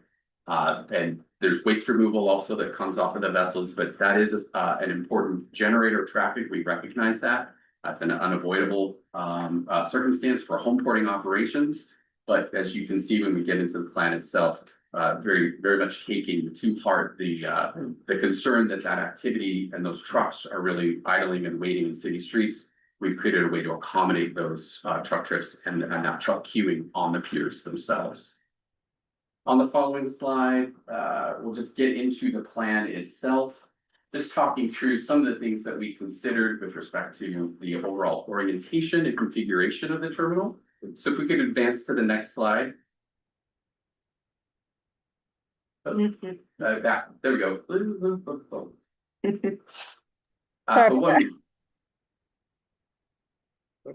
If we could go 2 more slides ahead. There we are. So understanding the goals that were associated with the Manhattan Cruise Terminal Master Plan, that's a balance between community needs and industry needs. As Allison mentioned, in terms of the pier configurations, we're dealing with an industry and a vessel size that has increased. And we need to accommodate that, or want to accommodate that in a safe way and be able to handle those vessels. One thing we also determined was very early on the need to be able to accommodate 3 vessels simultaneously, so 3 berths. In addition to that, we needed to create the space to accommodate the transportation, the GTA, right? And take that off of the city streets and pull that in. So a number of configurations that you see here that were considered. Configuration number 1, the existing finger piers, as we had mentioned, 92 offline, 90 recently taken offline. Really not an option in terms of being able to accommodate larger vessels, but also not an option to accommodate the GTA and move that activity off the street. Angled piers in configuration 2 becomes a challenge in terms of the width between the piers. As we mentioned, 85% of the vessels are home porting. One other important activity that takes place is those vessels refuel, and that is done via a barge, tug and barge combo that comes alongside the vessel. And that takes place during the entire day while that cruise ship is being turned. So we lack the space in those angled piers to be able to accommodate that, as well as 3 berths. Configuration 3, also challenged in terms of navigational safety and the number of vessels that we can accommodate. And then configuration 4, we just took a look at a marginal berth just to see exactly what that would mean. Sadly, the most we could ever accommodate is 1 vessel at a time. On the next slide, we'll walk through then some of the transportation aspects of the plan. So what you see here is an axon of the future plan. We'll go into all of the detail. This is very highly detailed in the document itself. Just one important thing, you see a number of structures and then 2 very large piers. Those 2 piers would accommodate 3 berths. That southern pier, there's a berth on the south side. You do not see a cruise ship in this image. And then you see a cruise ship on the north side of that pier. And then the north pier on the south side of that is where the other cruise ship would go. There are terminal buildings that you see there. Those are all elevated, right? And that ground transportation area is on the ground floor underneath all of those structures, which we'll highlight momentarily. But that allows us, and we've created that area, it's roughly 9 acres, to accommodate all of that transportation activity and then those new terminal buildings. One thing to note, the current MCT, those terminal buildings are on the piers themselves, right? And so if you're coming off of the cruise ship, you're moving directly into a pier shed. That was definitely the model in the 1930s. This is more akin to the new plan to an airport style model, right? Where you're centralizing all of your security, all your baggage drop off, and then you're walking to your gate, if you will. In this case, you're walking to a berth. One thing to note, we've got all of the expanded public access you see highlighted in green here. We'll talk about the Greenway and how that interfaces with the campus itself. And then, of course, the introduction of a large substation capable of powering shore power equipment, which would allow vessels to plug into the electric grid and turn off their auxiliary engines while they're in port. On the next slide. And there is a blue highway also there. Yeah, so here on this slide, you'll see all of those individual components. Okay. And so this is the buildings are removed. And so this is the ground floor, and you can see what takes place, and all the individual components that are highlighted there. So pointing out that new GTA, which is essentially within that rectangular area, highlighting a special area for buses and shuttles, taxis, ride shares, and POVs. There's a parking facility on the north pier that you see there, and that's proximate to where the Blue Highway facility would be located, as well as the ferry landing. Also important is the pedestrian bridge, which would extend across roughly 52nd there to land on the other side of the West Side Highway, and then pedestrian walkways and infrastructure. Provisioning vehicles, that's another thing to point out. You can see on each pier deck, roughly what looks like a little roadway, but that would be the general circulation, which we'd anticipate for tractor trailer trucks. Enough space for them to come in and queue, and then subsequently load and unload as a part of the provisioning operation. On the next slide, just want to highlight again. Now, I recognize there's a lot going on in this slide, so I'll explain to you exactly what we're attempting to show here. But this is the embarkation circulation, which we would expect for passengers who are arriving at the terminal to subsequently board a cruise ship, right? And so what you see are two maps, one showing the ground floor, the ground level, that's the GTA where all that action happens. And then a second floor, which is important because that's where the pedestrian bridge comes in. But as you can see, starting with the vehicular movements, we have separate areas for coach and shuttle drop-off, and then rideshare, taxi, and POV drop-off. Now you can see there's a contraflow concept here that's not been vetted. That is something that we as a team thought would be a way to alleviate potential overall traffic volumes on those intersections that are north and south of the terminal. Easily changed if after subsequent study, as a part of the transportation study that we anticipate to do with this plan, that proves to be challenging or problematic, easily changed, right? This is all just a high level concept.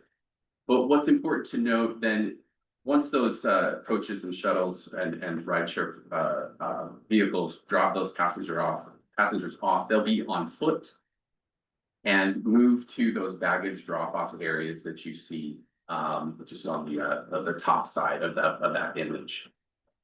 Those baggage drop-off areas are essentially places where they'll interface with staff.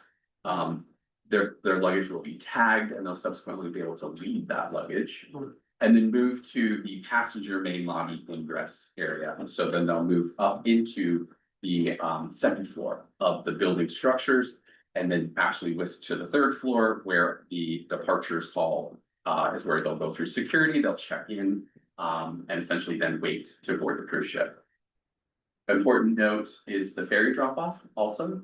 You can see there on the upper right-hand side, so that ferry landing, passengers that are arriving via ferry would essentially go upstairs, you see that passenger ferry ingress, and move directly into the second floor of the building itself.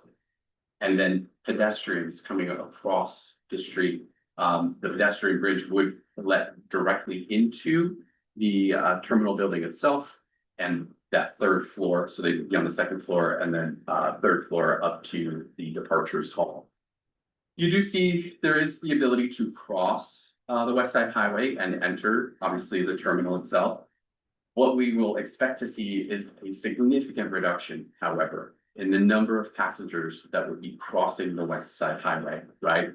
What's happening today, they're being dropped off by a rideshare vehicle on the east side of the West Side Highway, and then they certainly have to cross, right? In this case, all of that would be removed from the street, transferred to this area, this GTA, and there subsequently would be no need for them to cross the street. The reverse happens on the next slide in terms of debark circulation. And the only thing here to highlight, again, on the following slide is there was some concern that was expressed in some. Next slide. Janine. Thank you. Perfect. Some concern with respect to, well, if passengers are just ending up on the ground floor and then needing to cross the West Side Highway, why would they ever go back up stairs to go across the pedestrian bridge and come back down? They're just gonna go across the street. That's actually not what would happen, right? So again, if you see on the second floor here, there's some circulation that you have highlighted. This is all, when a passenger is coming off the vessel, generally they're foreign arrivals, meaning they're coming from Bermuda or some, place. So they're just as you arriving from a foreign country, at an airport, you will need to go through screening with customs. So CBP would screen you. So all of that is taking place on the second floor, and that's what you see there in that line. You're screened, then subsequently given your luggage, you make a declaration with customs, and you are on the second floor and you enter what is the arrivals hall. So in the arrivals hall, you're given a choice. You can go downstairs to meet a shuttle, a rideshare vehicle, POV, or you make a right and you're at the pedestrian bridge. And so signage, et cetera, would essentially say, make a right to enter the city. So we would never encourage, or we would never have passengers going all the way down to the ground floor and then trying to cross the street. We would very much encourage those folks to stay on the second floor. Very easy, convenient way for them to take their luggage off. But just the opposite then happens with respect to the GTA. When folks are picking up coaches and or shuttles or ride shares, et cetera, they would then move to that ground floor. Passengers that were headed to the ferry would remain on the second floor until they got very close to the ferry line itself and then move down to the ground floor. Any questions on that circulation? Good. Well, it's not about the circulation, it's about the pedestrian bridge. Yeah. Which I'm concerned about. There's a park that is so well used by kids, by adults. There's baseball games, soccer games, a dog area. And yet this bridge looks like it's right in the park or next to the park. And I'm just sort of curious, why is the pedestrian bridge going into or next to a place where hundreds of kids play? So I can take that. The pedestrian bridge is actually, I think, very much in response to feedback we've heard from this community. So we just keep coming back to you all to kind of tell us what you want. The No, I Parks get the community, bridge. I love the Parks community is very excited about the bridge. They're excited about, they like the bridge? They have been excited for a long time. I mean, about there's the gotta bridge. be, Assuming it's not really dropping a off in lot the of park. coordination about, and like, No, what it is the would have exact to be place, designed, and it's right? not designed. No, it and would like, be designed to be on the not taking sidewalk. right of way out of the sidewalk I and think not we can having assume like they're not gonna dumping put it in the people park. into that part. But I think it's a combination of the elevation there, that it's like an entry point, and it would have to be completely designed, and it would be. Yeah. Just like you tell us how you want Yeah, I this to think work, and that- we're so far from that, but. I think the question is, we're hearing how passengers are gonna leave the cruise terminal, and it does sort of look like they're gonna leave the cruise terminal and come into our neighborhood park.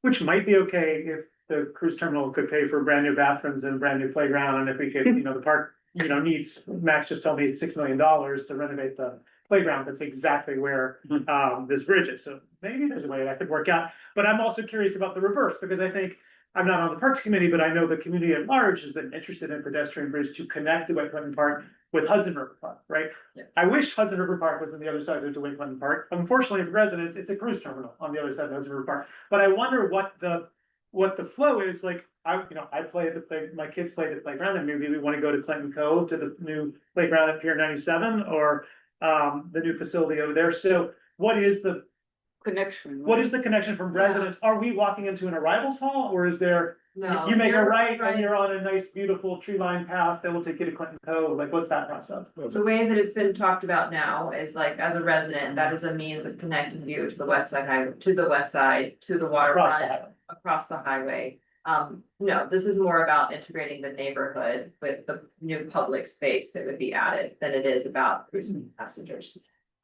I still don't think there's be like that many cruise passengers who are choosing to like go over. Because right? they're mostly going to They're cars. going down, and they're getting on the ferry. But the ability to be able to get residents into the new public space is opposed to the driver. I should also just add, in the public spaces, and I know you're on that, section of the document itself. There are a series of mezzanines and terraces on the back end of the terminal, which are on the second floor, and that's the public access component. So you would cross that bridge. Are those not in future slides, or are they? They are not. Okay, all right, Yeah. then continue please. And so, you would essentially have access to that second floor, and those areas, which then leads to that terraced area where the plaza is, and then gets you down to the ground floor. So it's another way to just enjoy views and on that backside of the building. So. All right, Max, and then Sanford, and then. I just want to follow up on this line of questioning. Are you concerned about people who are not like disembarking permanently, but just spending a day in New York and then getting back on the ship? Wouldn't they take the pedestrian bridge? Like, I can understand if you have luggage, you want to get into an Uber probably, but or take an Uber to the airport. But if you are just visiting New York for the day as part of your cruise, as a stop rather than as a home port, I think. wouldn't those folks take the Yeah, I pedestrian think that bridge? it would. It's a very small piece of the market for us, so we home port and they start and end their trip there. So that's called the technical term is a port of call, so it's making stops. Those are generally smaller vessels. And I don't have the stats off the top of my head, but it's a pretty small number of the total calls that we get for just stopping by. Yeah, and also, a majority of those passengers are experiencing or participating in shoreside excursions. Yeah. So, if you can imagine, they're headed to Woodbury Commons, they're gonna take. They're gonna shop. So. Or they're they're taking a taking bus to a Times cab Square, or something. they're There are those adventures, you Oh, really God. they're sitting on the top level Oh, of the yeah, tour bus. then we get into, you know. you're getting us into like, do we want these cruises at all? So. But Max and then go. I just want to make sure that there's some provision for the M50 to go inside the GTA on the west side, east side. Yeah. All right, awesome, cool, great. So I'm a little, when you arrive at the exit, you see on the exit points from the cars, right? The cars exit, you have that on each side. This is on the main floor, right? On the ground level. Right. There is nothing above that. There is no elevated ramp or whatever anymore. No, at the intersections, at those points that you just. No, but after There's that. still a ramp on the way that the plan is laid out now, there is still the ramp. On the northern side that would take folks to the parking deck. So it's for it's for a shorter, sorry to point. Because they're Yeah. line, but, You guys do more physical. it would be like this area right here would have 2 layers as opposed to what happens today, which is the entire terminal. And there is no way to remove that ramp? So that we are all on the ground floor and we don't have those structure in front of us? So we're trying to remove a conflict between pedestrians who would be on the other side of that. And those who want to access the esplanade that's on the western face. So there would be some, the motor coaches, et cetera, but then you would essentially have those, pedestrians on the western side of that. And then be able to have the ramp take vehicles over that further west. to So the- you could have the pedestrian would be able to cross under. That's what you're saying, Yes. right? So it's not like 2 floors, two level of cars. It's only No, one it's just level the of one, car. right. Yeah, I see. Okay, all right, it's less. And then the second question is when you arrived there and you were showing that ramp or road, do you have people coming and going there or just going one way? The direction of the traffic. The direction on the traffic on those gray lines. So some of these are, this was imagining that it would be one way, but it is going that way. Yeah, and then And then, the other side.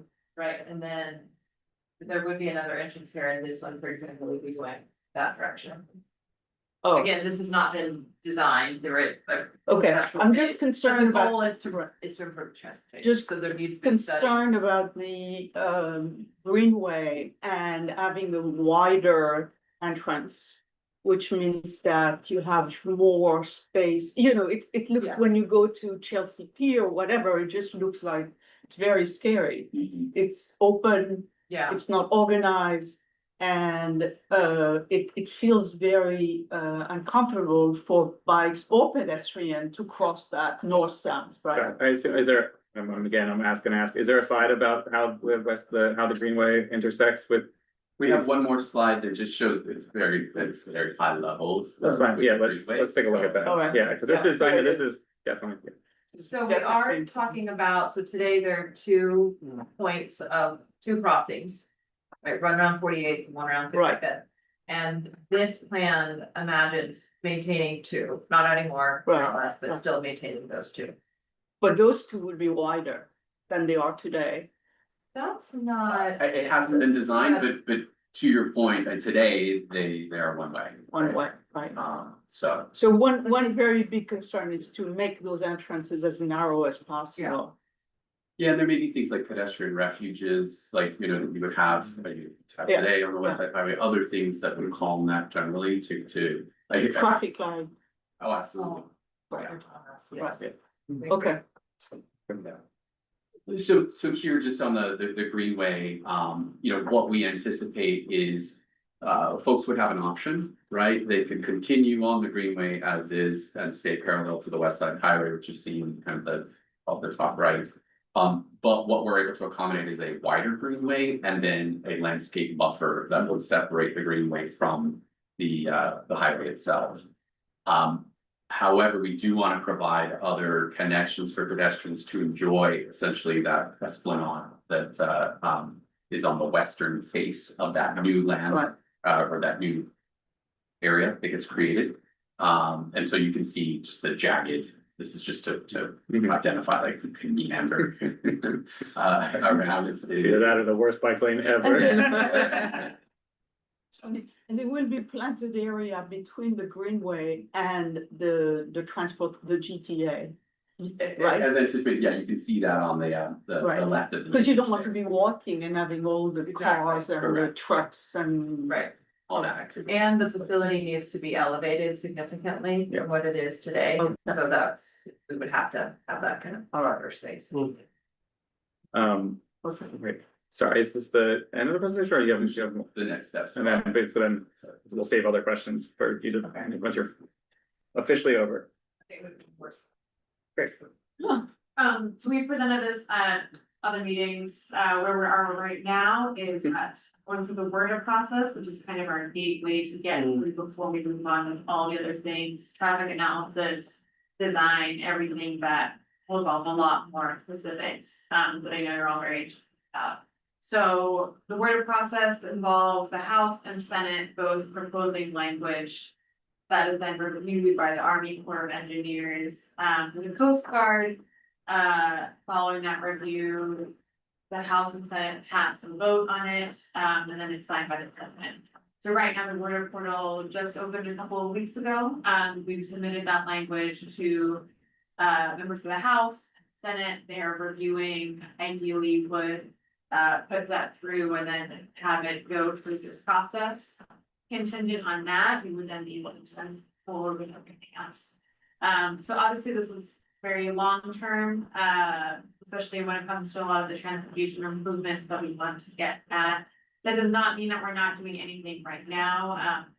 As you know, we were here over the summer when we were presenting on the traffic mitigation plan. That is an annual exercise, so we'll be coming to you pretty soon about that. I know where we left off, there were several recommendations that came from more of like a technical planning side. We heard your feedback on things that don't resonate versus resonate, and we're working through a lot of that with city DOT and state DOT right now. So when we come back to you, we'll have a little bit more on where insights are now that the year has passed since that and what we're next. Great. Thank you very much. And then, so we'll actually more, I'm sure there are more questions. Yes, Charlie, good. One thing I just wanted to mention is, as you guys are well aware, I know there's the big study of 9A and changing the West Side Highway. And hopefully, fingers crossed, we can maybe take away a lane of traffic or have another way to widen that pedestrian bike space even more than seen in the renderings, but it is great to see it. As you guys are well aware, that is the worst stretch of pedestrian access in the entire Greenway, right there, so. Love to see the beautiful rendering of the pedestrians having more space, and love to see the zigzag or whatever it is way to see the water and for the fence to be down, it's all wonderful. There's a ferry landing, I think that was mentioned there, can you guys speak to that, is that gonna be NYC ferry, is it an NJ ferry? Yeah, so we absolutely would have a ferry landing there because that's an important piece of the transportation solution to be able to have folks park their cars in New Jersey, it's cheaper there, and then take a ferry across. We think the major kind of demand there is cross Hudson, so TBD on who the operator of that would be, it could be. Is there a chance for it to be something that the community could use too, whether it's like a NYC ferry stop, have useful stops along the I mean, Hudson? yeah, absolutely, I mean, I assume that whoever is running that service, yeah, they want as many passengers as possible. And that's, I love the concept of the passengers arriving by boat. Is there a way for, we were just talking about all the Blue Highway delivery, can we have some of the supplies that are going to the boat arrive by Blue Highway too, and then we never have to cross the Greenway, because we're all just doing everything by water? That would be the ideal state, can't say we're definitely not thinking about it. Thank you. Anybody else? All right, anyone online, anyone online, any members of the public have questions for our presenters? There's no hands. Oh, actually, Susan. Susan, all right, we'll move Susan over, thank you.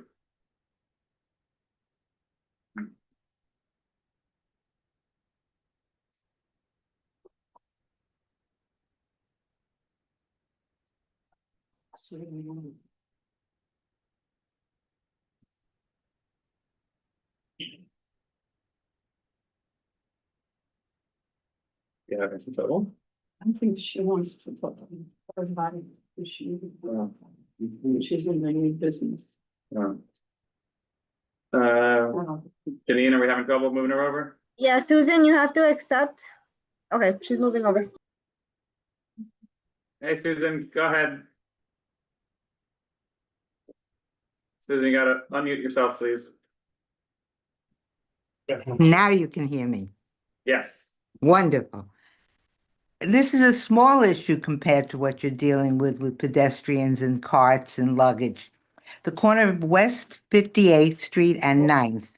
I believe the DOT is aware that It's not yet your turn, we're going to bring it up at the new business. Okay, sure. Okay, all right. Thank you. Thank you. All right, well, thank you very much for the presentation. Thank you. Really, thanks for coming. We really appreciate it. And obviously, you know, a lot of work goes into this, so we are very grateful and thank you all for being here. We now need to discuss, as a thank you, of course, thank you both so much. Oh, great. Okay, good. We just need to discuss now as a committee what exactly we want to do here. I assume we want to write a letter on the Blue Highways. Obviously, my sentiment I heard is obviously what I heard, mostly in support of it. I heard some really constructive ideas on how to improve and to make sure that we are in regular dialogue, if not creating an actual working group around that issue, so that can maybe meet monthly or something like that. I have a lot of notes that I took down just based on your questions and comments, you know, and things that we liked, sorting in New Jersey, wider bike lanes, chargers on the sidewalks. And so basically, if we were all in support of it, just a general letter in support of what they're doing, the pilot, and with our feedback. All the positive stuff. Yeah. Including, but I think we should include that issue of destination. Yeah. You know, how we don't want that to become. Yeah. We don't want it to be the gateway port, to the rest of the port city. For the rest of the city, right? I And would then- say, on the destination thing, Yeah. I would suggest, like, exploring, like, this is a pilot, that's fine, but as it expands, like, exploring other port locations, or are there other, like, Pier, yeah, that's the word. Yeah, that's one thing, but then the other As thing if is limiting the range of the bikes.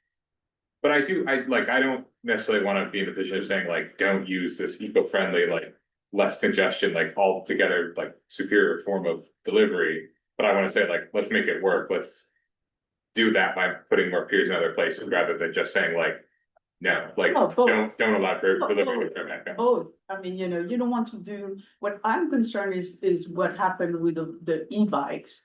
The delivery, everything was going to be, within 500 feet or 1 mile, and then everybody started to send everyone all over the. Yeah, city. no, I think that's a And fair so concern, that- I just wanna make sure we mention that, No, like, yeah. there should be more other piers, not that there shouldn't be Absolutely. delivery to the west side, or to the upper west side, or to Tribeca. Yeah, absolutely. What else did you have, Christine? And then I think we need, to work a plan with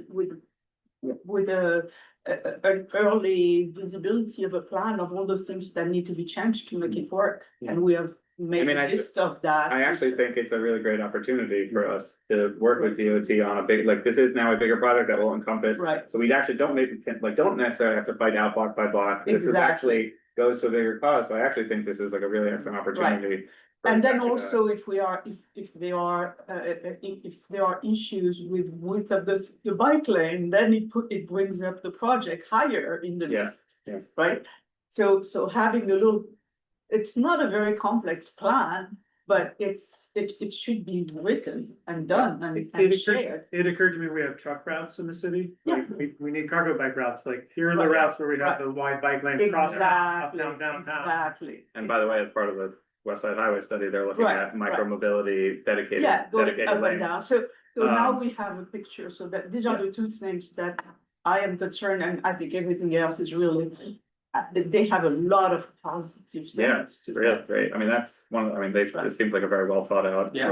Right. Design. David, I see you. Yes, strategically, I think we're in a good position. We should also contact our congressperson, Nadler staff and Post, and also our 2 senators, because they have to go before the Senate. So I think when they go before the Senate, there's a lot of negotiation that goes, especially in the committees, with the congressmen and with the Are you senators. talking about the Manhattan Cruise Terminal or about the Blue Highways? Do we need federal input on the? There is federal input. They said in their diagram that they need federal input. No, yeah, sorry, David, we're just talking about the Blue Highways right now, the Blue Highway pilot, and then we're moving on to the Manhattan Cruise Terminal, but. Okay, so Hold my that comments thought are for the 1 cruise. second. Yeah, it applies to the next thing, great. Oh, sorry about that. But it makes sense for the cruise. What's the start date for the pilot? Is it February? It's already started. It's already started. That was- It's going, which is why I was. Didn't you hear how? I wrote it. They got Christine all stressed. You don't wanna get Christine stressed. Don't learn. Okay. All right, so do we have a motion on that letter? Great, second, excellent. All those in favor? Anyone online? Anyone opposed? Present not eligible. Ellen, I'm looking at you. I did not see a hand go in any direction. Sorry, eligible, I'm in favor. Great, thank you very much. Just wanna make sure. All right, so, sorry. All right, so let's move on now to Manhattan Cruise Terminal. So I am not eligible, present not eligible. Yes, you're present, sorry, so, yeah. Yeah. Do you think we need a letter based on this limited new information and, this is still. touch letter. I think we gotta just stay in touch and we'll keep an update, but like, they've already brought, taken a lot of our feedback into account from prior. Meetings and our prior letters, so I think it's okay for now if we sit and wait on that, but if anyone else feels very strongly differently. Doesn't matter, okay, great. With that, let's move on, we still have more agenda items, which is why I've been a little concerned about time, but we're doing okay. For all the next presenters, let me just say now, please, thank you so much for your patience, and waiting, and hopefully you guys found the presentations as interesting as we did, thank you so much. So with that, whoever is here to, present, on behalf of Taxi Tours Inc., doing business as Big Bus Tours, please, go ahead. Yes, that's me. I'm Hey, Peter. Hi. Good to see you. I did submit like a little short slideshow to you. There's only like 3 slides on it. Great, I'm sure Janine has it and can throw it up on the. Sure, give me a minute, I'll pull it up. Great. If you're hanging around too, man. Yeah, thanks for the patience. No problem. It's been fascinating. It's There we really- go. See, that's why we hope, because like, Here we go. it's.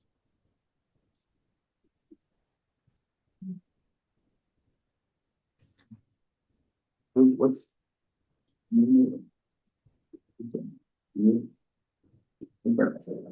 Yeah, it's me. It's all the same. Peter, when did you submit it? I emailed it to you when you asked, but it's okay. I mean, I could just talk through it. I think. Yeah, go ahead, and while Janine's looking around. So we are applying for a bus stop at 12th Avenue and 48th, which is right across the street from the Pier 88 terminal. So a little bit more about Big Bus. So Taxi Tours Inc. is our corporate name, but we go by Big Bus Tours. We have a fleet of about 41 vehicles. 100% ADA compliant. Got about 100 employees. We are in compliance with the DOT, the DCA, the DEP. All of our drivers are 19A certified. We go through annual audits. We have a Green Road internal system which monitors our braking and our speeding and turning on GPS, triggering live events. And we're part of TWU. Local 100 as well as the union for our drivers. We are applying, like I was saying, for a stop. Is she pulling that up there? So you could just go to stop to slide 3. So what we do is we do the double-decker sightseeing tours that go around town, and so we're applying for a stop there that's on 12th Avenue and 48th. So if you look at our red circle there, our red loop, it's after stop number 13 at the circle line, and in between our stop number 1, and actually we take a right on 50th and go back over to our stop number 1, which is in Times Is Square. there any way you can try to zoom in on that? I don't know if you can, but if there's any way to try to zoom in on that slide, there we go. Hey. Yeah, there you go. So if you look up, so if you look at the numbers as they go around on the red loop in a circle, number 13 there is the Circle Line sightseeing. And so we're applying for one that's in between 13 and our first Circle Line sightseeing. Is this bus stop is down on 12th Avenue and 41st. And so we're applying for the bus stop that's across the street from Pier 88. We service the tourists, the 15% that they were just talking about that come off of the tours that are in transit. We don't do any of the luggage or anything like that with the tourists. We're just here when they're in town and they want to go see the city, then that's the service that we provide. And so, any questions? Yeah, do you have a question, Max? No, it's not.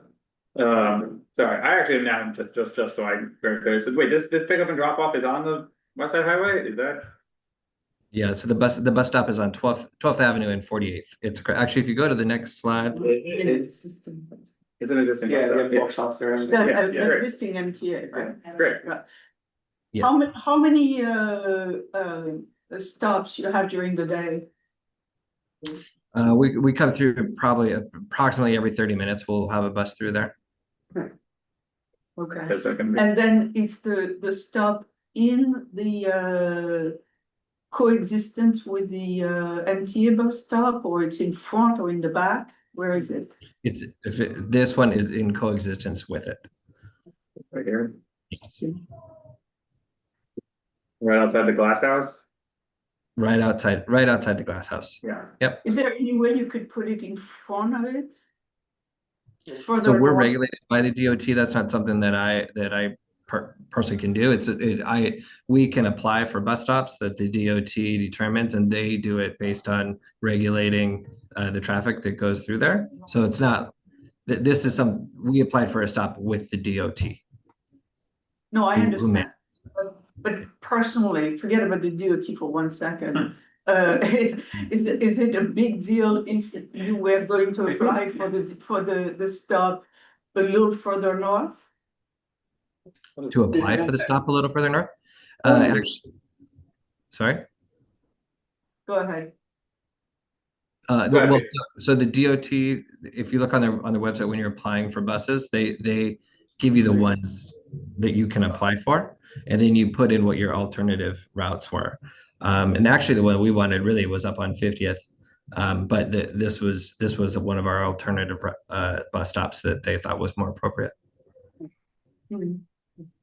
I mean, have we heard complaints from about people conflict with the buses and this stuff? Well, we're not going to We're not hear gonna it. We're not going to hear it. Generally, we prefer not to Okay. put it in the same bus because you don't want to have that bus. No, I get it. People How often going up and down, and then the other MTA bus is behind it and can't unload people. So generally, what we have done is not put them in the same. Right now, how often there's the. I can envision.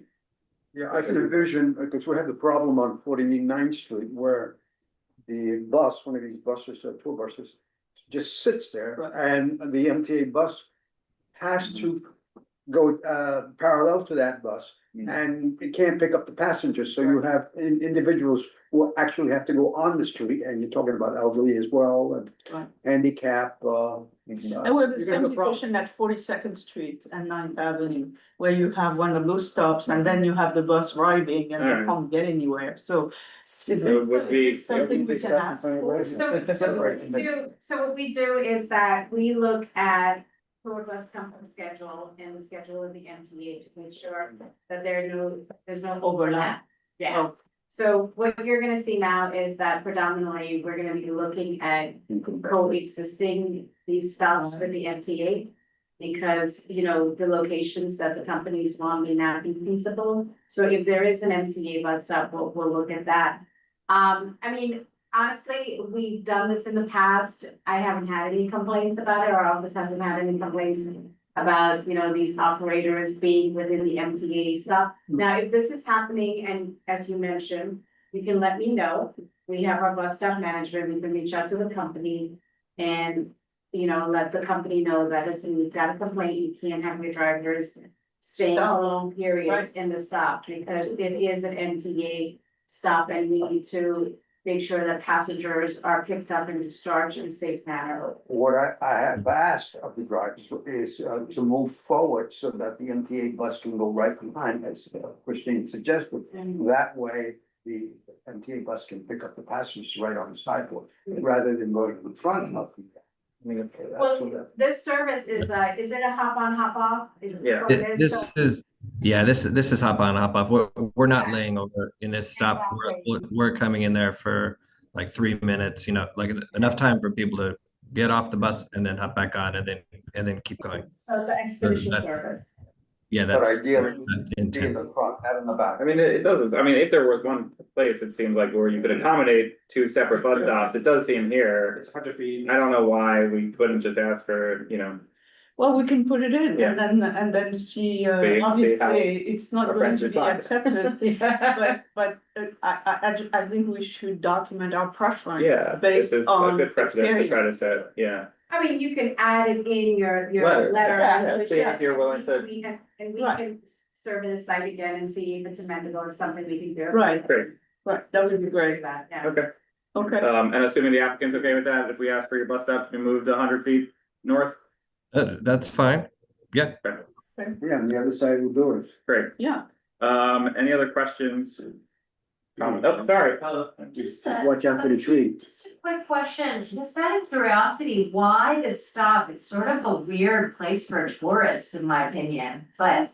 I'm guessing it's people who will find one off the bus. God, I can't do this. Yeah, no, it's this, the cruise terminal does have a fair amount of tourist activity, and that's who we're servicing here at this time. Okay, great, thanks for that camera view. Yeah. Yeah. You're welcome. Thank you, Charlie. Thank you, Don. All right, do we have a motion on a letter? And the letter will suggest, we'll approve this, but suggest a secondary moving on Street North. Great. All those in favor? Yes. I see people online. Great. Anyone opposed? President not eligible. Abstaining. Great. Thank you so much. Again, thank you for your patience this evening and sticking around. And have a nice night, Peter. No problem. Thank you so much. Have a good night. Great. next, we're moving right along, improvements to 57th Street and 11th Avenue. We should have somebody on. Yes, who Here's is Dr. Right. Dr. Darling? Take it Yes, away, sir. Good to see Thank you you again. so much. Thank you. I just asked students to prepare some video presentation for today, but last few days was really freezing. So we just dropped this idea, and I'm sorry for that because they are very prepared for that. And I'm just referred the situation. And if you launch the Google Maps, so we'll be very supportive for. I can do even better. I went there this weekend and took pictures, so I have the current state. Look at I will that. share my personal photos. No, he gives everyone, you can't be best member of the committee. He's gonna use like that. I know you wanted the slot, but like it's just never gonna, that's it. Right. So there is three I've got a issues. few different angles, yeah. Go ahead. There's All three right, issues. so show us the different angles and then we can go to the presentation that the doctor has prepared. Oh, that's the best way, best Right, let's with, just look. with the bus, with the bus. Where are we? Oh, here. So, so let's start from the number one. M31 bus back. The community really requests for this and to put the bus stop on this place, because this is every next stop they have a bus stop.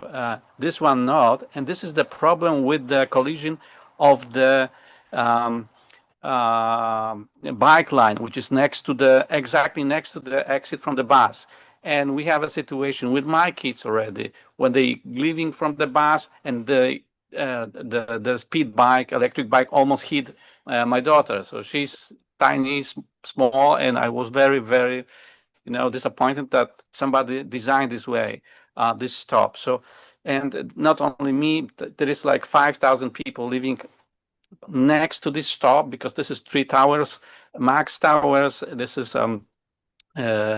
like 12 thousands of apartments, and we have another building on the next side. So, and so here we see frequently like this pink bus, pink car.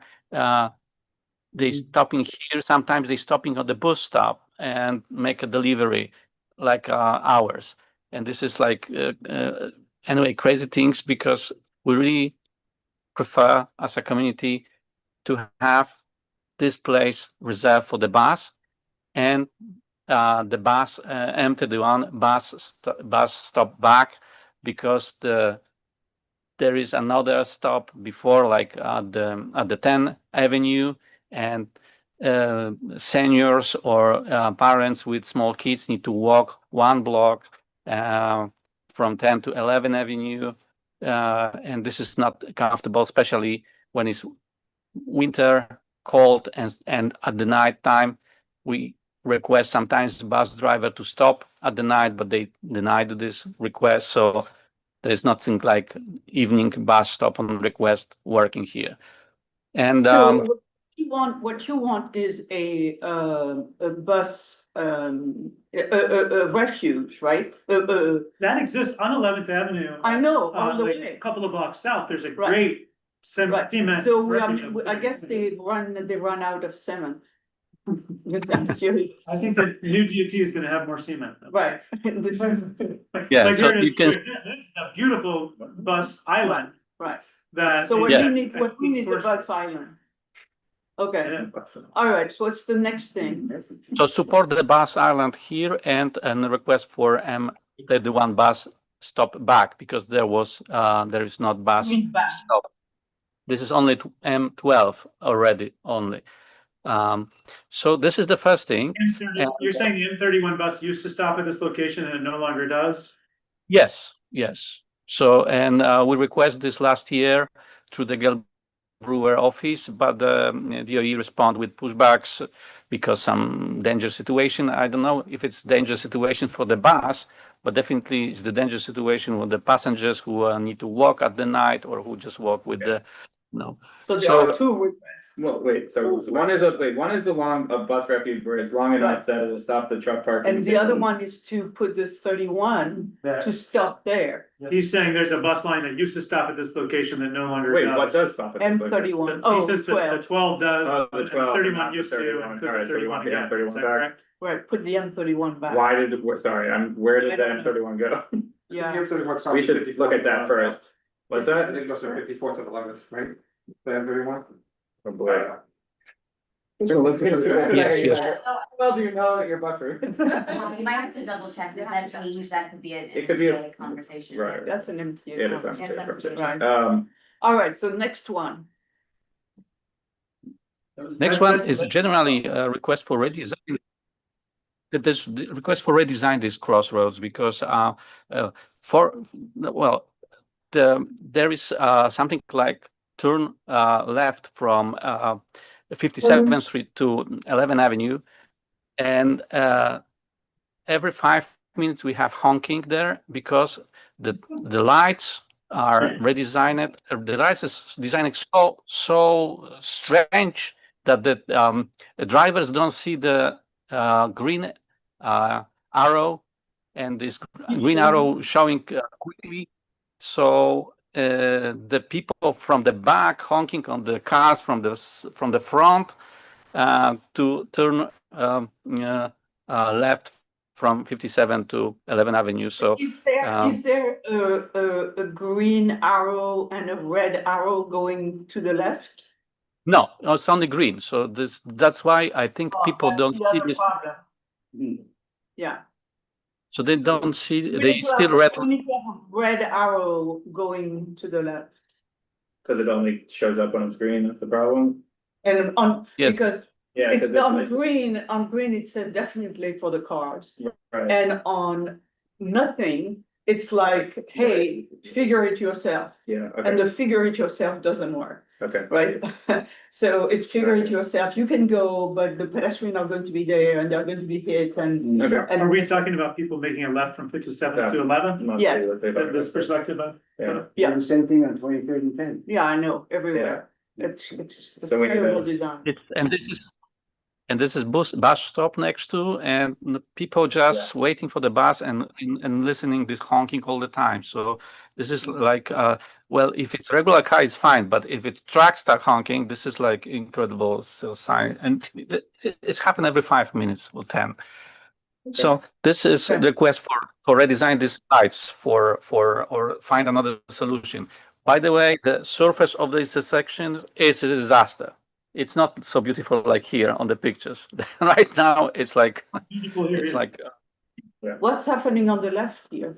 Let me look at my current pictures of that. Is this? It doesn't look much better in current pictures. No, it's Yeah. not. It looked worse. But I assume something is happening that is productive in some way. Yeah, well, it used to be bi-directional, right? To 11th Avenue used to, and then that got changed, and then there's just been this construction project here for forever. What is this? I don't know. They need to be removed, right?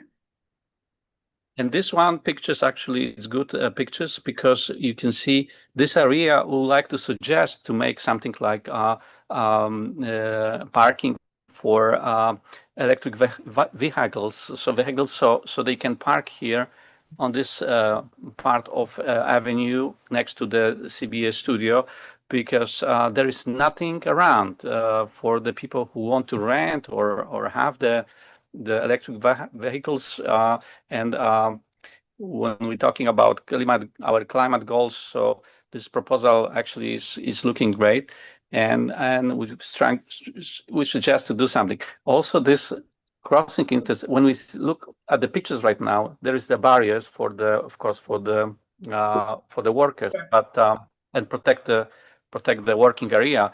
But frequently, I see how the cars moving this way, and some cars even hit the lamp on the middle, but frequently make shortcuts.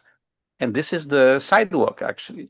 So these barriers, we need to think how to protect pedestrians in this place.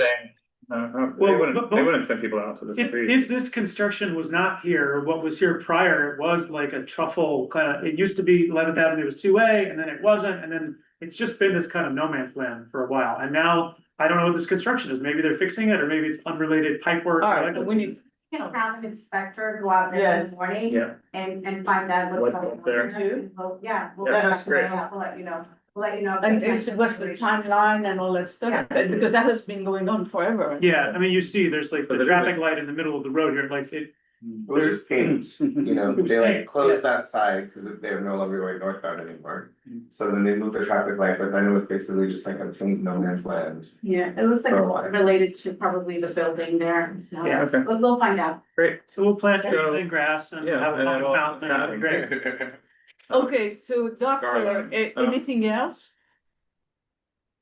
Well, so this is all I ask, and Oh, good. I have feedback from. So I'm gonna just just relist Right. it again, because these are all good things. So, we need a bus refuge so that the bus does not, drop off right into a bike lane. And if it's long enough, it could maybe prevent, the trucks from, parking in the bus stop or, near on top of the bike lane. I think we need to send an administrative just question to the MTA on what happened to M31 before we start digging into that. And then, so we'll get back to you. We'll ask the MTA on your behalf on what happened to M31, and then we'll figure out where we wanna go from there. And we can also ask for a bus shelter. Oh, definitely a bus There's shelter. plenty- Yes, definitely a bus plenty of shelter. space. Thank you. Thank That will- you. That will give them life. Thank you, Christine. Excellent. We will And ask for a bus what- shelter. Right.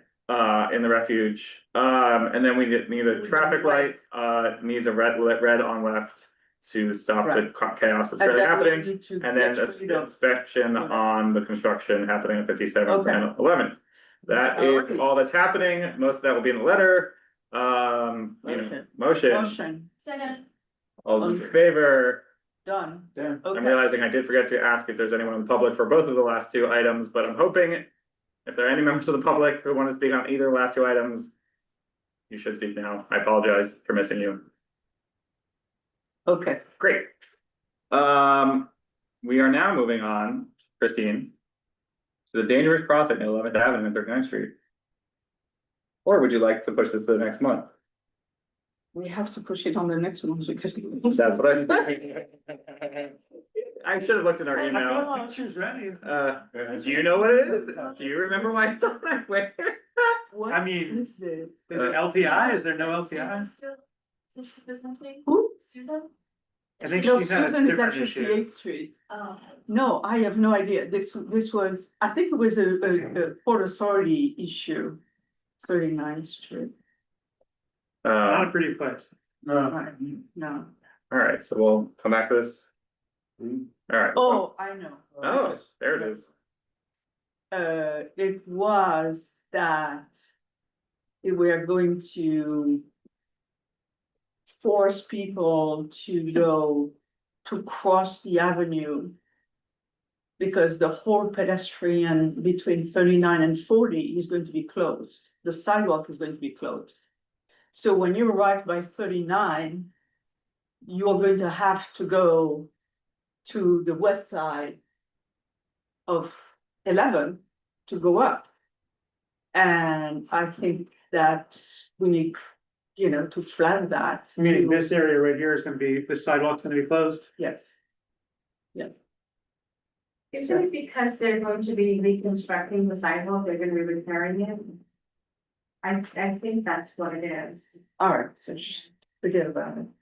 It's just, a few days ago, I thought it was really important. Yeah, what's the way We should reach out to Ophelia and ask her because, there was conversations about that because the sidewalk there is really bad. Right. And it's within their property. Property, So, right. yeah, I Yeah. think that's, yeah. So anyway, So forget about it. thank you very much.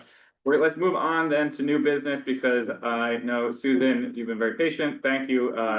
Janine, can we move Susan over to bring to our attention the issue that she would like to discuss?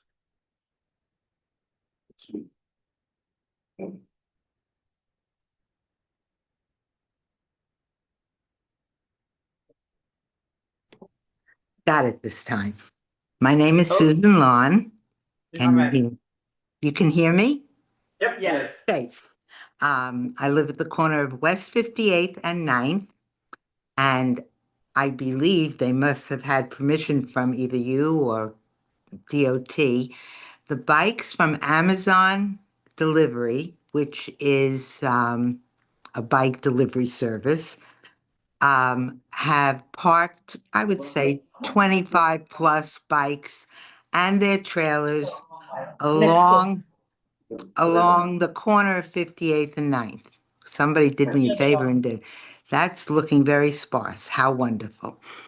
There are several. The issues I have is that, other than it's unsightly and unkempt, that they interfere often with the lane of traffic when they travel from Columbus Circle in the wrong direction up 58, across 58th Street going west to the corner.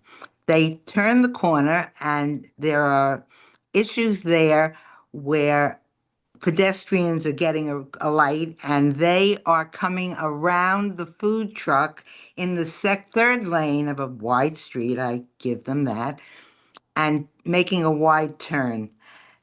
The bikes themselves are walked, the carts themselves, they're carts that go on those trailers that you're looking at.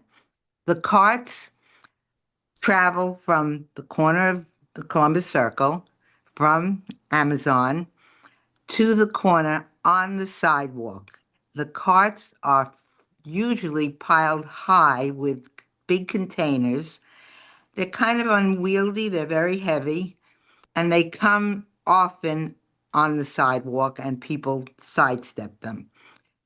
The trailers come, as I said, on the wrong direction. They often pull into 9th Avenue, swing out, and back up to get into the positions they're in here. They also are blocking a hydrant. You see a hydrant there? Totally not accessible. And one somewhere behind the pretty flowers, there's another hydrant down here on the other side of the tree pit. There it is. That one's accessible. The entrance at Bright Horizons, that's a nursery school. So people who want to drop their children off have to be careful of all the carts that are traveling from wherever they are as they bring their children into school. And strollers have to go to where the carts are more active on the corner, up the ramp to get into the school.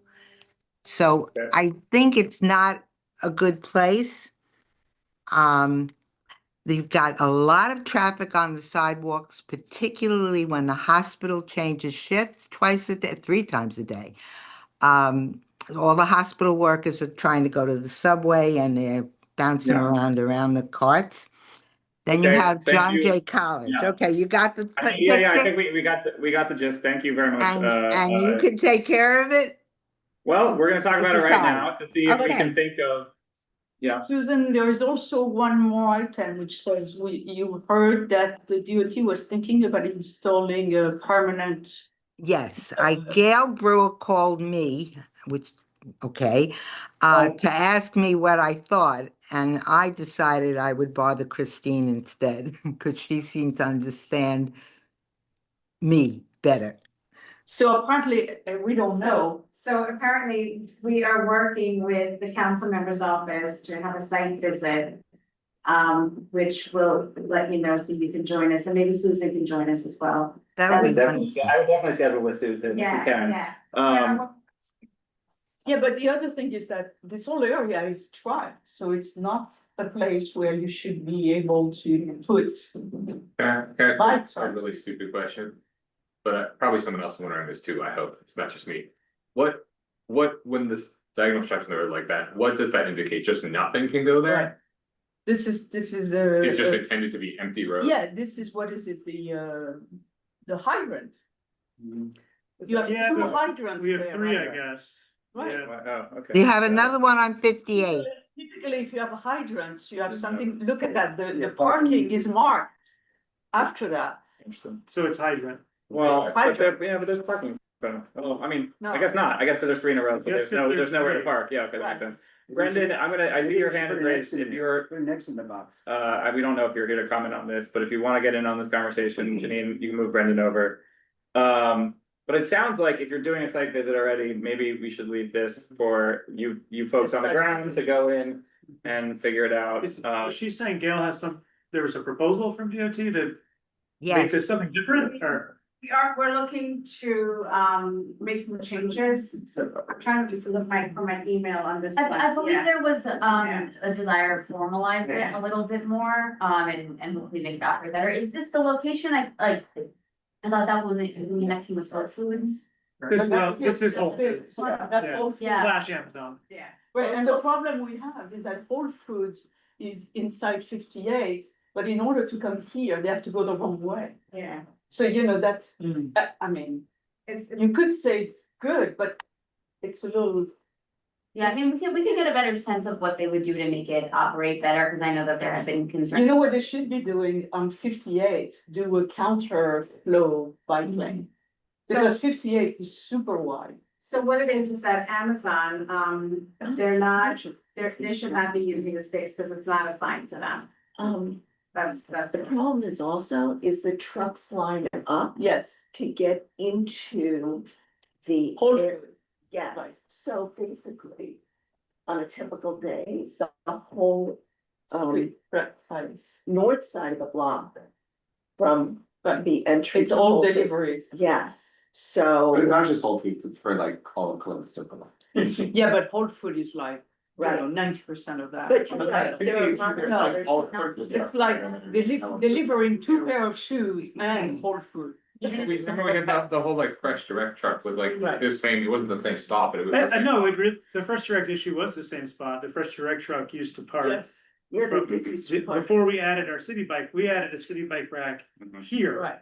I think that spot is just too tempting. It's just too large of an open spot. Like someone will use it. Someone will use it no matter what.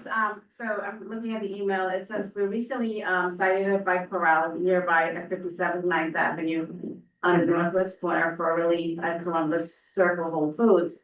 That is where they could legally load and unload. Amazon did say that the 57th Street corral is not big enough It's small. for all of the bikes that they have, but So that let's make doesn't it mean bigger. they should be using illegal space. But so that's why we're gonna have to. cite Yeah, go look at like. Let's make it go bigger. ahead and go. Rent space in the giant Yes. garage, that's Is there anything they can do to like make the space less Why are there 2 public spaces?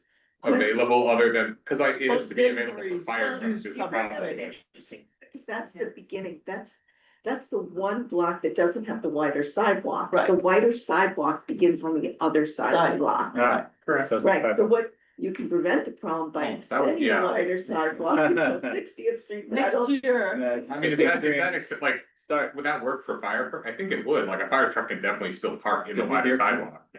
what? Did we hear from Brendan?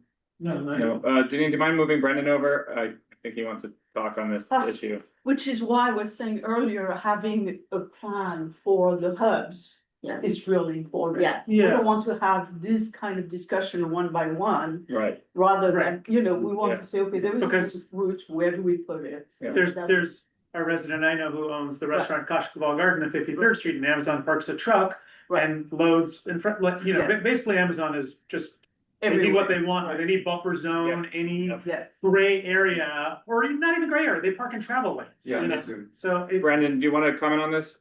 Yes, can you hear me? Yes. Hi, I also live at 345 West 58th Street, same as Susan.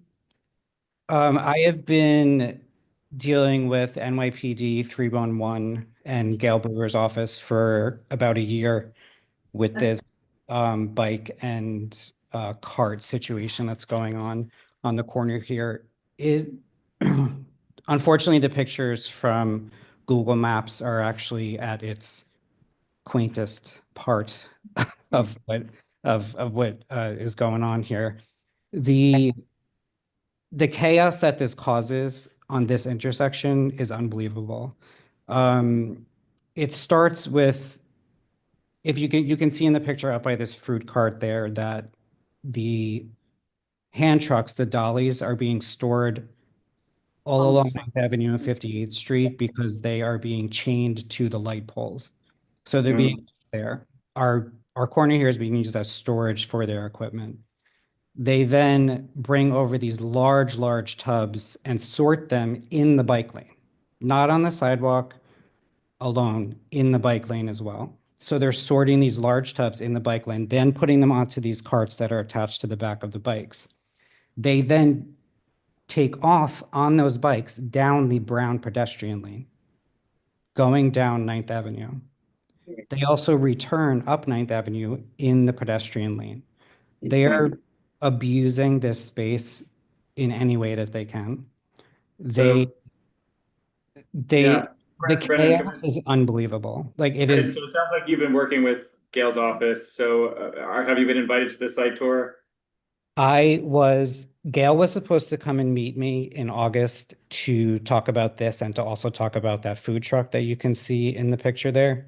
That's been parked there for 4 years. Send your email to Janine, to send it to the meeting board. We'll make sure you're connected to the DOT and that you're included in the site tour. We'll also make sure that we have a representative from this committee on this site tour. So, because it sounds like this is an issue that's going to be hashed out live and not here right now in this room because it's going to, just to let's make sure you're there and we'll hopefully figure it out, a solution to this on site. If I may, just like if your most egregious pictures, please send them to us because our team also does reach out to Amazon. That's the team that was here. I have some of them. And you know, if they're asking us for additional space, I want to make sure the team says to them, like, this is how you're using the space. Like, you know, we need you to act better. So I think we can definitely convey that to them in addition to the walkthrough that's being. I have some of the picture that Susan sent me and I will send it to both of them. That would be helpful. Yeah. And I just want to ask,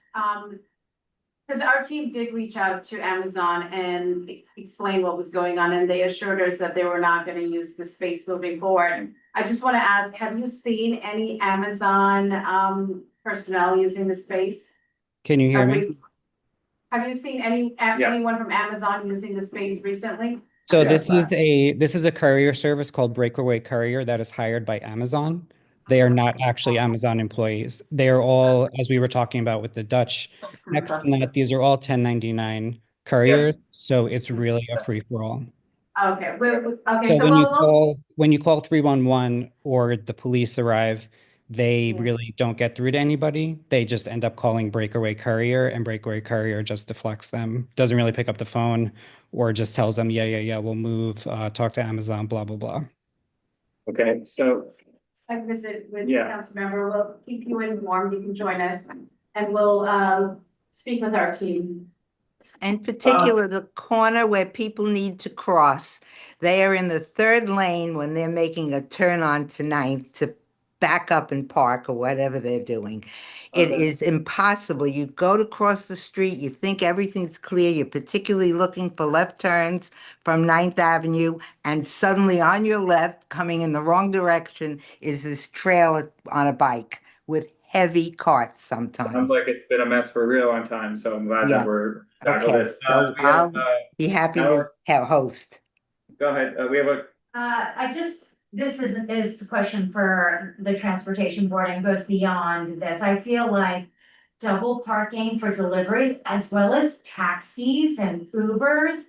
It's like people keep doing it because the fines aren't big enough. It's not a deterrent. So this is maybe a larger question for Amazon, get the ticket, or for any other UPS, just get a ticket because it's so much cheaper to just get a ticket than to figure out a different route. So I feel like this is a bigger issue around how do we create fines so that's actually a deterrent versus just a minor nuisance. I like that, and maybe that's something that we should bring up. Maybe that's next month's meeting. We should have it as a topic, and we can come in with a little bit of research on what suggestions that we could. Just to quickly piggyback on that point, Yeah. It's exactly right. This is 4 blocks away from what we've been discussing with the bikes, but every day between 55 and 56. Amazon parks a truck, and this is in the moving lane. That truck is parked. That's not. they park it, and then usually they use not in this picture, but they use the super sidewalk, they're crossing the bike lane, they had, and it's like, it's a run by the richest man in the world, he should be able to not use a moving lane for his logistics. Yeah. Please send us the pictures. Yeah, No, this is why it's the richest man in the world. Using our. I'm sorry, who am I supposed to email? I'm sorry, I didn't get that. Alright, Janine will, Janine, do you have Brendan's email from his sign up for this Zoom? Yes. Yeah, great. So we'll reach out to you and get you connected to Gail's office and to DOT. Thank you for your help. No problem, of course. Thank you for joining us. Okay. Wonderful. Rampant abuse of the places where you should not park for delivery. I do think there are places where we just need more commercial parking, more loadings. As Columbus Circle is probably a good example. And I know this is not an easy ask, but I'd be in favor of just removing some of the regular parking and saying like, basically everyone in Manhattan is getting things delivered these days. Yeah. And that is like a major, like, as a city, like that is a benefit to the public to have fast and convenient delivery. I think it's a benefit to the business, but it's also a benefit to everyone who lives here and gets delivery. Let's tackle And I this think as that is something we should. let's tackle this as an issue next month. But I think Columbus Circle is a good case point of like, it's There's no really private like, parking there, there's only commercial. I have a. well, but in more of the areas around Columbus Circle. I have a question for you, which is recently we have sent a bunch of requests for not parking, but commercial. And we also said, let's reduce the time to 1 hour. And in a recent letter, we were rejected for 1 hour, which I thought the idea of 1 hour was better because it makes more turnover. So it looks like your parking unit is not necessarily aligned with what we have been collectively talking about. I have to double check and it might be just something else about that particular location. Okay. Has it been multiple instances where 1 hour was or? Two of them. Okay, So I thought it was bizarre because we've been talking more and more about, let's do 1 hour, let's do 1 hour. And they just said, no, we don't want to do 1 hour. Okay. But I don't think that's a good idea. but we'll confirm that. There might be just some rationale for that, but. Okay, all right. Thank you.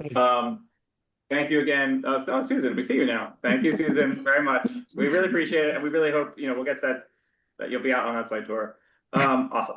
So with that, I think we are, unless anyone has new. 30-second Oh, yes. update. It's relevant to what we were just talking about, which is we had a problem with the Target truck that was parking in the 10th Avenue bike lane. We worked with DOT, they changed the parking regulations and it's now commercial parking and loading, and the Target guy's happy. People, Okay, so it sounds like it's not a blanket policy. No, it's There might be not. Something, Right. something about those particular. Right. But sounds But like. the good news here is in front of our Target on 10th Avenue, it's like basically all commercial all the time now, Right. so hopefully they won't need to park in the And beautiful even bike at lane. night, overnight. Yeah, So there- And do you think it's really working? awesome. Have you seen? I'm about to bike home, so I'll let you know. You get a text. I'm still there. And I suppose while you are here, we can again thank you for the 9th Avenue and making it happen for us. We are very appreciative. Huge. Get that. Huge. Anyway. Yeah. Yes, thank you. Really, thank you for making it happen. That's a big deal for us. So. It's a team effort, but I can't push what you guys are. Well, we all, Do you want to talk about the? Yes. Thanks. DIS? I mean, there's not much to say. Oh, You want the me to get it? EIS, yeah, you were supposed to talk about that for 1 second. But yeah, Go ahead, but yes. I don't have One more more second than and then one we're minute to adjourning. say. One more second. Yeah, there is I guess a ULIP is gonna come before the board, for 2 new buildings on the block that is above Little Clinton Park. One on 11th Avenue, one on 12th Ave. They're very large, like large new residential buildings. The land use committee did all the land use stuff, was generally positive on the Right. project. But they asked, like, I'm taking a look at the transportation piece. Just wanted to, like, Christine asked me to bring that to the attention of this committee. The environmental impact statement is like in the drop boxes, the multiple drop boxes. So anybody else who would like to take a look at the transportation chapter or any other chapters should take a look.